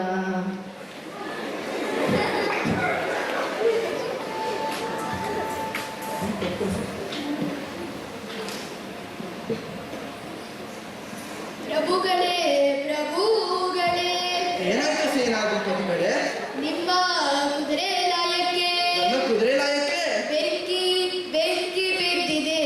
ನನ್ನ ಕುದುರೆ ಲಾಯಕ್ಕೆ ಬೆಂಕಿ ಬಿದ್ದಿದೆ. ಇಷ್ಟು ನೋವಿನ ವಿಷಯವನ್ನು ನೀವು ಹಾಡು ಹೇಳುತ್ತಿದ್ದೀರಾ? ನಿಮ್ಮ ಆಜ್ಞೆಯನ್ನು ಪಾಲಿಸುತ್ತಿದ್ದೇವೆ ಪ್ರಭುಗಳೇ. ನಾನು ಹೀಗೆ ಆಗ್ಲೇ ಮಾಡಬೇಕು. ಸರಿಯಾಗಿದ್ದಾರೆ. ಇನ್ನೊಂದು ಉಪಾಯವಿದೆ ನನಗೆ. ಅದೇನು ಪ್ರಭುಗಳೇ? ಇನ್ನ ಮೇಲಿಂದ ಯಾರಾದರೂ ನನ್ನ ರಾಜ್ಯದಲ್ಲಿ ಮಾತನಾಡಬೇಕಾದರೆ ದುಃಖದಲ್ಲಿ ಮಾತನಾಡಬೇಕು. ಇದು ನನ್ನ ಆಜ್ಞೆ. ನಿಮ್ಮ ಆಜ್ಞೆಯನ್ನೇ ಆಗಲಿ ಪ್ರಭುಗಳೇ. ಕೇಳಪ್ಪೋ ನಮ್ಮ ಮಹಾರಾಜರ ಆಜ್ಞೆ. ದೇವರೇ, ಇಂದಿನಿಂದ ಯಾರಾದರೂ ಯಾವುದೇ ಕೆಲಸ ಮಾಡಬೇಕಾದರೂ ಅಳುತ್ತಾ ಅಳುತ್ತಾ ಮಾಡಬೇಕು.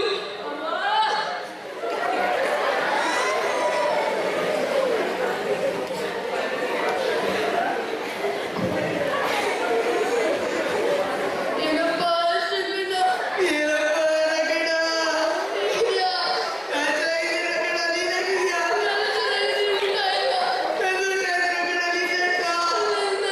ನನ್ನ ಮನೆಯಲ್ಲಿ ಏನಾಯ್ತು ಗೊತ್ತಾ? ಹಸು ಕರುಗೆ ಜನ್ಮ ಕೊಡ್ತು. ಎಷ್ಟು ಒಳ್ಳೆ ವಿಷಯ ಮಾತಾಡಿದೆ ಇವತ್ತು. ಅಲ್ವಾ? ಹಸುಗೆ ಇವಾಗ ಹುಲ್ಲು ತಗೊಂಡ್ಬರ್ಬೇಕು. ಬಹಳ ಕರೀತಾರೆ. ಆಮೇಲೆ ಸಿಗೋಣ.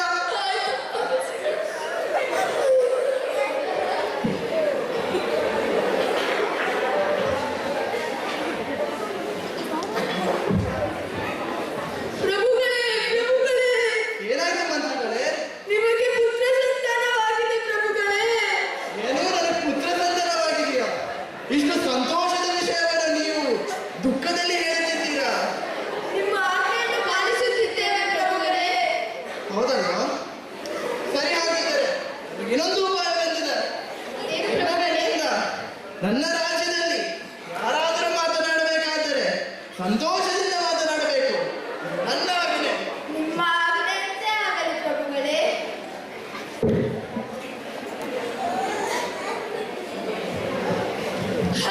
ಕೇಳಪ್ಪೋ ಕೇಳಿ ನಮ್ಮ ಮಹಾರಾಜರ ಆಜ್ಞೆ.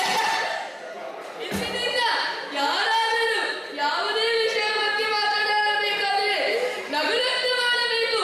ಇದು ನಮ್ಮ ರಾಜರ ಆಜ್ಞೆ.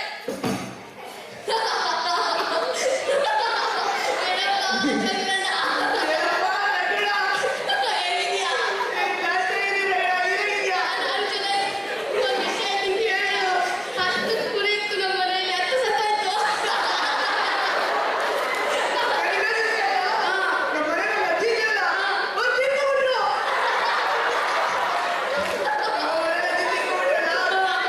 ನಗು ತೋಟದಲ್ಲಿ ಕೆಲಸವಿಲ್ಲ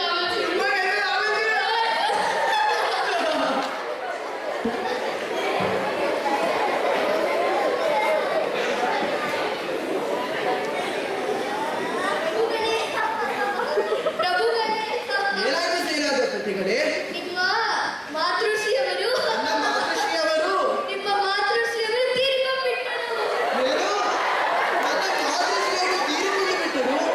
ಎಂತಹ ನೋವಿನ ವಿಷಯ ನೀವು ನರಕದಲ್ಲಿ ಹೇಳುತ್ತಿದ್ದೀರಾ? ನಿಮ್ಮ ಆಜ್ಞೆ- ಗೊತ್ತಿಲ್ಲವೇ ನಿಮಗೆ? ನಿಮ್ಮ ಆಜ್ಞೆಯನ್ನು ಪಾಲಿಸುತ್ತಿದ್ದೇವೆ ಪ್ರಭುಗಳೇ. ಅಯ್ಯೋ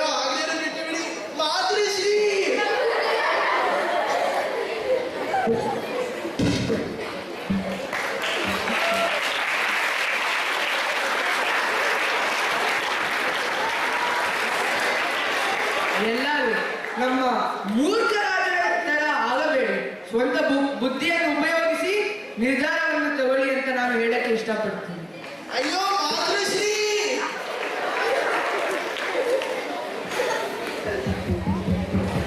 ನಮ್ಮ ಎಲ್ಲ ದುಃಖ ಹಾಗೂ ಕಷ್ಟಗಳನ್ನು ಮರೆಸಿ ನಮ್ಮಲ್ಲಿ ನಗು ಮೂಡಿಸಿದ್ದಕ್ಕೆ ಧನ್ಯವಾದಗಳು. ಆದಿತ್ರಿ, ನಾವು ಒಂದು ಜಾನಪದ ನೃತ್ಯವನ್ನು ನೋಡಿದ್ದೇವೆ. ನನಗೀಗ ಇನ್ನೊಂದು ಜಾನಪದ ನೋಡಬೇಕೆಂಬ ಆಸೆ ಆಗ್ತಾ ಇದೆ. ನಿನಗಷ್ಟೇ ಅಲ್ಲ ಪ್ರಜ್ಞಾ, ನಮಗೆ ಎಲ್ಲರಿಗೂ ಇನ್ನೊಂದು ನೃತ್ಯ ನೋಡಬೇಕೆಂದು ಎನಿಸುತ್ತಿದೆ. ಹಾಗಾಗಿ ನಮ್ಮ ಮುಂದಿನ ಕಾರ್ಯಕ್ರಮ ರೆಟ್ರೋ ವರ್ಸಸ್ ಮೆಟ್ರೋ. ಈ ನೃತ್ಯದಲ್ಲಿ ಕನ್ನಡದ ಹಳೆಯ ಹಾಗೂ ಹೊಸ ಹಾಡುಗಳ ಅದ್ಧೂರಿ ಸಮ್ಮಿಲನಕ್ಕೆ ನೃತ್ಯ ಮಾಡಲಾಗುತ್ತದೆ. ಈಗ ಈ ಸುಂದರವಾದ ನೃತ್ಯವನ್ನು ಪ್ರದರ್ಶಿಸಲು 8ನೇ ತರಗತಿಯ ಮಕ್ಕಳನ್ನು ಜೋರಾದ ಚಪ್ಪಾಳೆಯೊಂದಿಗೆ ಸ್ವಾಗತಿಸೋಣ.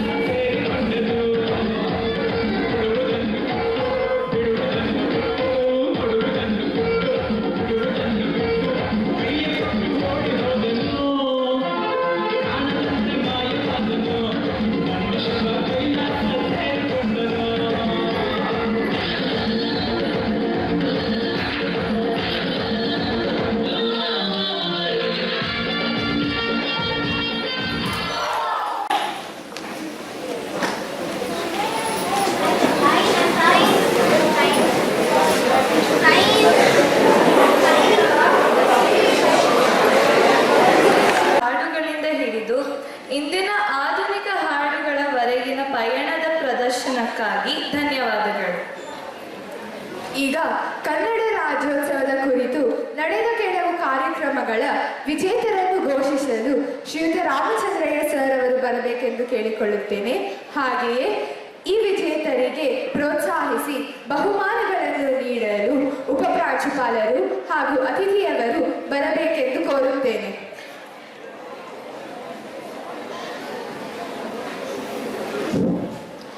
ಜೈ ಶ್ರೀ ಗುರುದೇವ್. ಎಲ್ಲರಿಗೂ ಕನ್ನಡ ರಾಜ್ಯೋತ್ಸವದ ಶುಭಾಶಯಗಳು. ಮೊದಲಿಗೆ ಪರಮ ಪೂಜ್ಯ ಭೈರವೈಕ್ಯ ಪದ್ಮಭೂಷಣ ಶ್ರೀ ಶ್ರೀ ಶ್ರೀ ಬಾಲಗಂಗಾಧರ ಮಹಾಸ್ವಾಮಿಗಳವರ ಪಾದಗಳಿಗೆ ಭಕ್ತಿಯಿಂದ ನಮಸ್ಕರಿಸುತ್ತಾ, ಶ್ರೀ ಕ್ಷೇತ್ರ ಆದಿಚುಂಚನಗಿರಿ ಪೀಠಾಧ್ಯಕ್ಷರಾದಂತಹ ಪರಮ ಪೂಜ್ಯ ಶ್ರೀ ಶ್ರೀ ಶ್ರೀ ಡಾಕ್ಟರ್ ನಿರ್ಮಲಾನಂದನಾಥ ಮಹಾಸ್ವಾಮೀಜಿಗಳಿಗೆ ಹಾಗೂ ಪೂಜ್ಯ ಲಾರ್ಡ್ ಪ್ರಕಾಶರಾಮ ಸ್ವಾಮೀಜಿಯವರ ಪಾದಗಳಿಗೆ ಭಕ್ತಿಯಿಂದ ನಮಸ್ಕರಿಸುತ್ತಾ, ಎಂದಿನಂತೆ ಈ ವರ್ಷವೂ ಸಹ ನಮ್ಮ ಶಾಲೆಯಲ್ಲಿ ಕನ್ನಡ ರಾಜ್ಯೋತ್ಸವದ ಪ್ರಯುಕ್ತ ಹಲವಾರು ಸ್ಪರ್ಧೆಗಳನ್ನು ಏರ್ಪಡಿಸಲಾಗಿತ್ತು. ಈ ಸ್ಪರ್ಧೆಗಳಲ್ಲಿ ಭಾಗವಹಿಸಿದ ನನ್ನೆಲ್ಲ ಮೆಚ್ಚಿನ ವಿದ್ಯಾರ್ಥಿಗಳಿಗೆ ಅಭಿನಂದನೆಗಳನ್ನು ಸಲ್ಲಿಸುತ್ತೇನೆ. ಸ್ಪರ್ಧೆಗಳಲ್ಲಿ ವಿಜೇತರಾದ ಅಭ್ಯರ್ಥಿಗಳಿಗೆ ಮುಖ್ಯ ಅತಿಥಿಗಳು ಹಾಗೂ ನಮ್ಮ ಶಾಲೆಯ ಗೌರವಾನ್ವಿತ ಉಪಪ್ರಾಂಶುಪಾಲರು ಬಹುಮಾನಗಳನ್ನು ನೀಡಬೇಕಾಗಿ ತಮ್ಮಲ್ಲಿ ಕೇಳಿಕೊಳ್ಳುತ್ತೇನೆ. 1ನೇ ತರಗತಿ ಕಂಠಪಾಠ ಸ್ಪರ್ಧೆ ಮೊದಲ ಬಹುಮಾನ ವೀಣಾ, 2ನೇ ಬಹುಮಾನ ವಿಹಾರಿಕ,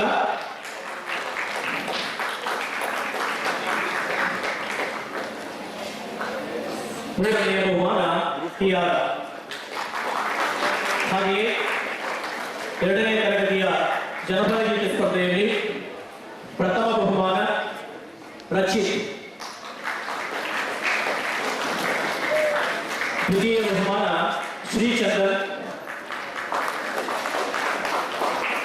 3ಯ ಬಹುಮಾನ ಆದ್ಯ. 3ನೇ ತರಗತಿಯ ಕಥೆ ಹೇಳುವ ಸ್ಪರ್ಧೆಯಲ್ಲಿ ಪ್ರಥಮ ಬಹುಮಾನ ತನ್ವಿ, 2ಯ ಬಹುಮಾನ ಸುಮೇಶ್, 3ಯ ಬಹುಮಾನ ಹಿಮನೀಶ್. 4ನೇ ತರಗತಿ ಚಿತ್ರ ನೋಡಿ ಮಾತನಾಡುವಿಕೆಯ ಸ್ಪರ್ಧೆ ಪ್ರಥಮ ಬಹುಮಾನ ತ್ರಿಷಿಕಾ, 2ಯ ಬಹುಮಾನ ಯಶಸ್.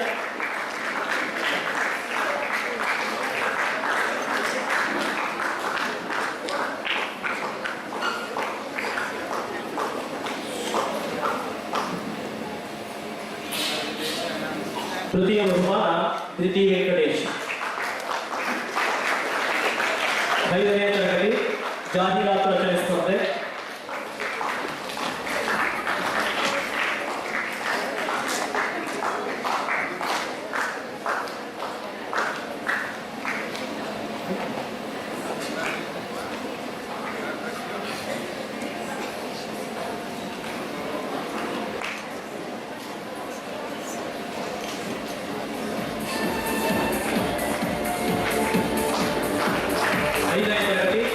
ಜಾಹೀರಾತು ರಚನೆ ಸ್ಪರ್ಧೆ ಪ್ರಥಮ ಬಹುಮಾನ ವೀಕ್ಷಾ,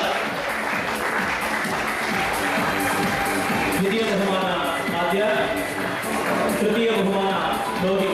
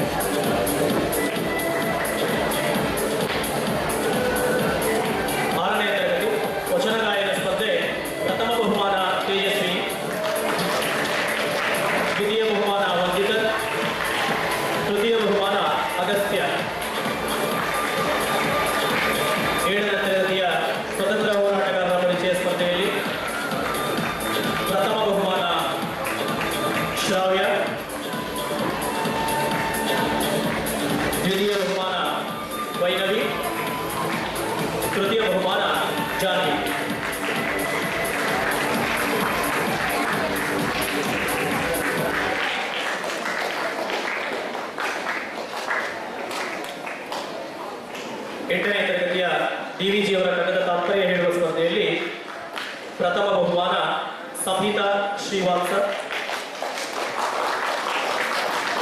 ದ್ವಿತೀಯ ಬಹುಮಾನ ಆನ್ಯ.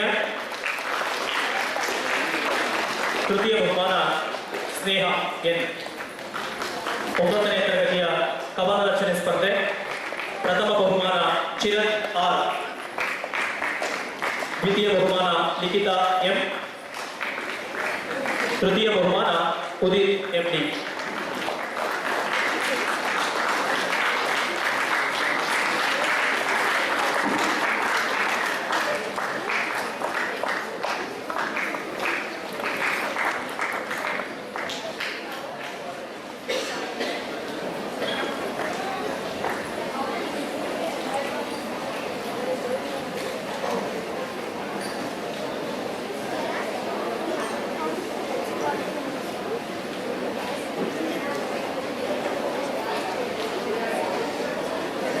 ಹತ್ತನೇ ತರಗತಿಯ ಪ್ರಬಂಧ ರಚನೆ ಸ್ಪರ್ಧೆ. ಪ್ರಥಮ ಬಹುಮಾನ ಗೌರಿ. ದ್ವಿತೀಯ ಬಹುಮಾನ ಸ್ಫೂರ್ತಿ. ತೃತೀಯ ಬಹುಮಾನ ತನುಷ್ ವಿರೂಪಾಕ್ಷ.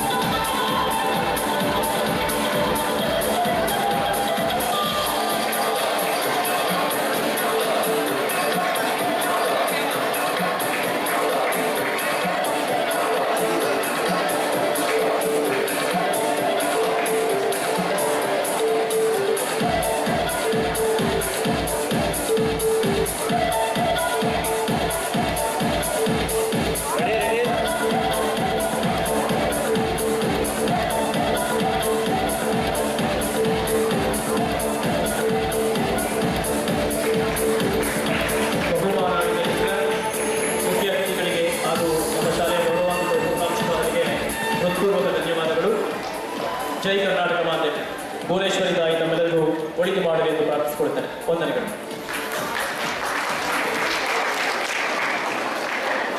ಬಹುಮಾನಗಳನ್ನು ವಿಸ್ತರಿಸಿದ ಎಲ್ಲ ಗಣ್ಯರಿಗೂ ಧನ್ಯವಾದಗಳು.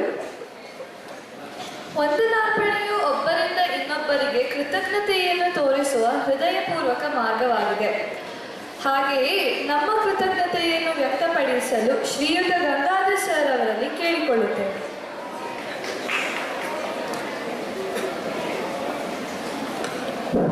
ಜೈ ಶ್ರೀ ಗುಡ್ಡೆ. ಉದಯಿಸಿದ ಸೂರ್ಯ ಮುಳುಗಲೇಬೇಕು, ಅರಳಿದ ಹೂ ಬಾಡಲೇಬೇಕು. ಹಾಗೆಯೇ ಮನಸ್ಸಿಲ್ಲದಿದ್ದರೂ ಕೂಡ ನಮ್ಮ ಈ ಕಾರ್ಯಕ್ರಮವನ್ನು ಮುಕ್ತಾಯಗೊಳಿಸಬೇಕು. ಇಂಥ ಸಂದರ್ಭದಲ್ಲಿ ಕನ್ನಡಿಗರ ಗುಣ ಸ್ವಭಾವವನ್ನು ತಿಳಿಸುವಂತಹ ಕನ್ನಡದ ಮೊದಲ ತ್ರಿಪದಿ ಶಾಸನವಾದಂತಹ ಬಂದಿರುವಂತಹ ಒಂದು ವಾಕ್ಯವನ್ನು ಹೇಳಲಿಕ್ಕೆ ಇಷ್ಟಪಡ್ತೀನಿ. ಸಾಧುಗೆ ಸಾಧು ಮಾಧುರ್ಯಂಗೆ ಮಾಧುರ್ಯಂ ಬಾಧಿಪತನಿಗೆ ಕರಿಗಳು ಪರಿತನ್ ಮಾನವನೀತನ್ ಪೆರಗಲ್ಲ. ಅಂದ್ರೆ ಕನ್ನಡಿಗರು ಎಂತಹವಂದ್ರೆ ಸಾಧುಗಳಿಗೆ ಸಾಧುಗಳು, ಅಲ್ಲದೆ ಗಂಭೀರರಿಗೆ ಗಂಭೀರವಂತರು, ಅಲ್ಲದೆ ತೊಂದರೆ ಕೊಡುವವರಿಗೆ ಸಾಕ್ಷಾತ್ ಮಾಧವರಂತೆ ಕಾಣಿಸಿಕೊಳ್ಳುತ್ತಾ ಈ ಒಂದು ತ್ರಿಪದಿ ಶಾಸನದಲ್ಲಿ ಹೇಳಿದರೆ ಈ ಮಾತುಗಳನ್ನು ಸ್ಮರಿಸುತ್ತಾ ಇಂದು ನಮ್ಮ ಶಾಲೆಯಲ್ಲಿ 70ನೇ ಕನ್ನಡ ರಾಜ್ಯೋತ್ಸವವನ್ನು ಅತ್ಯಂತ ವೈಭವದಿಂದ ಆಚರಿಸಲಾಗಿದೆ. ಈ ಒಂದು ಕಾರ್ಯಕ್ರಮ ಯಶಸ್ಸಿಗೆ ಕಾರಣರಾದಂತಹ ಸರ್ವರನ್ನು ಹೊಂದಿಸುವಂತಹ ಒಂದು ಸೌಭಾಗ್ಯ ನನ್ನದಾಗಿದೆ. ಮೊದಲನೇದಾಗಿ ಈ ಒಂದು ಕಾರ್ಯಕ್ರಮದ ಯಶಸ್ಸಿಗೆ ಕಾರಣಕರ್ತರಾದಂತಹ ನಮ್ಮ ಶಾಲೆಯ ಪ್ರಾಂಶುಪಾಲರಾದಂತಹ ಮಾಲಿನಿ ಎಂ ದತ್ತಾ ಮೇಡಮ್ ಅವರಿಗೆ ತುಂಬು ಹೃದಯದ ಧನ್ಯವಾದಗಳನ್ನು ಅರ್ಪಿಸ್ತಾ ಇದ್ದೀನಿ. ಅದೇ ರೀತಿಯಾಗಿ ಈ ಒಂದು ಕಾರ್ಯಕ್ರಮಕ್ಕೆ ಆಗಮಿಸಿರುವಂತಹ ನಮ್ಮ ಶಾಲೆಯ ಉಪಪ್ರಾಂಶುಪಾಲರಾದಂತಹ ಸವಿತಾ ಸುವರ್ಣ ಮೇಡಮ್ ಅವರಿಗೂ ಕೂಡ ತುಂಬು ಹೃದಯದ ಧನ್ಯವಾದಗಳನ್ನು ಅರ್ಪಿಸ್ತಾ ಇದ್ದೀವಿ. ಅದೇ ರೀತಿಯಾಗಿ ಈ ಒಂದು ಕಾರ್ಯಕ್ರಮಕ್ಕೆ ಮುಖ್ಯ ಅತಿಥಿಗಳಿಗೆ ಆಗಮಿಸಿ ಕನ್ನಡ ನಾಡುನುಡಿಯ ಬಗ್ಗೆ ಅತ್ಯಂತ ಸುಂದರವಾಗಿ ಭಾಷಣವನ್ನು ಮಾಡಿದಂತಹ ಶ್ರೀನಿಧಿ ಸರ್ ಅವರಿಗೂ ಕೂಡ ತುಂಬು ಹೃದಯದ ಧನ್ಯವಾದಗಳನ್ನು ಅರ್ಪಿಸ್ತಾ ಇದ್ದೀವಿ. ಅಲ್ಲದೆ ಈ ಒಂದು ಕಾರ್ಯಕ್ರಮಕ್ಕೆ ಕಾರ್ಯಕ್ರಮಕ್ಕೆ ಆಗಮಿಸುತ್ತಿರುವ ಎಲ್ಲ ಶಿಕ್ಷಕ ವರ್ಗದವರಿಗೂ ಹಾಗೂ ಶಿಕ್ಷಕೇತರ ವರ್ಗದವರಿಗೂ ಕೂಡ ತುಂಬು ಹೃದಯದ ಧನ್ಯವಾದಗಳನ್ನು ಅರ್ಪಿಸ್ತಾ ಇದ್ದೀವಿ. ಕೊನೆಯದಾಗಿ ಈ ಒಂದು ಕಾರ್ಯಕ್ರಮದ ಮುಖ್ಯ ಕೇಂದ್ರ ಬಿಂದುಗಳು ವಿದ್ಯಾರ್ಥಿಗಳು, ನೀವು ಕೂಡ ಆಗಮಿಸಿದ್ರಿ, ನಿಮಗೂ ಕೂಡ ತುಂಬು ಹೃದಯದ ಧನ್ಯವಾದಗಳನ್ನು ಅರ್ಪಿಸ್ತಾ ಇದ್ದೀವಿ. ಅಲ್ಲದೆ ಈ ಒಂದು ಕಾರ್ಯಕ್ರಮಕ್ಕೆ ಧ್ವನಿವರ್ಧಕವನ್ನ ಮತ್ತು ದೀಪಾಲಂಕಾರವನ್ನ ಯಶಸ್ವಿಯಾಗಿ ಪೂರೈಸಿಕೊಟ್ಟಂತಹ ಮಂಜುನಾಥ್ ಅವರಿಗೂ ಕೂಡ ತುಂಬು ಹೃದಯದ ಧನ್ಯವಾದಗಳನ್ನು ಸಲ್ಲಿಸುತ್ತಾ ಈ ಒಂದು ಕಾರ್ಯಕ್ರಮದ ಸುಂದರ ಚಿತ್ರಗಳನ್ನು ಸೆಳೆದಿರುವಂತಹ ಸುರೇಶ್ ಸರ್ ಅವರಿಗೂ ಕೂಡ ತುಂಬು ಹೃದಯದ ಧನ್ಯವಾದಗಳನ್ನು ಸಲ್ಲಿಸುತ್ತಾ ಈ ವಂದನೆಗಳನ್ನು ಸಮಾಪ್ತಿಗೊಳಿಸುತ್ತೇನೆ. ದಯವಿಟ್ಟು ಏಕಾಂತ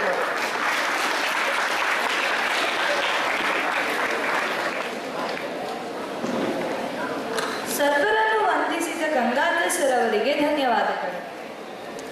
ಇಲ್ಲಿಯ ನಮಗೆ ಅವಕಾಶ ನೀಡಿದ ಪ್ರಾಂಶುಪಾಲರು, ಉಪ ಪ್ರಾಂಶುಪಾಲರು ಹಾಗೂ ಕನ್ನಡ ವಿಭಾಗದ ಎಲ್ಲ ಶಿಕ್ಷಕರಿಗೂ ನಮ್ಮ ತುಂಬು ಹೃದಯದ ಧನ್ಯವಾದಗಳು. ಇಲ್ಲಿಯವರೆಗೂ ನಮ್ಮೆಲ್ಲರನ್ನು ಚಪ್ಪಾಳೆಯಿಂದ ಪ್ರೋತ್ಸಾಹಿಸಿದ ಶಿಕ್ಷಕರಿಗೂ ಮತ್ತು ಗೆಳೆಯರಿಗೂ ನನ್ನ ಧನ್ಯವಾದಗಳನ್ನು ವ್ಯಕ್ತಪಡಿಸುತ್ತೇನೆ. ಕಲಿತವ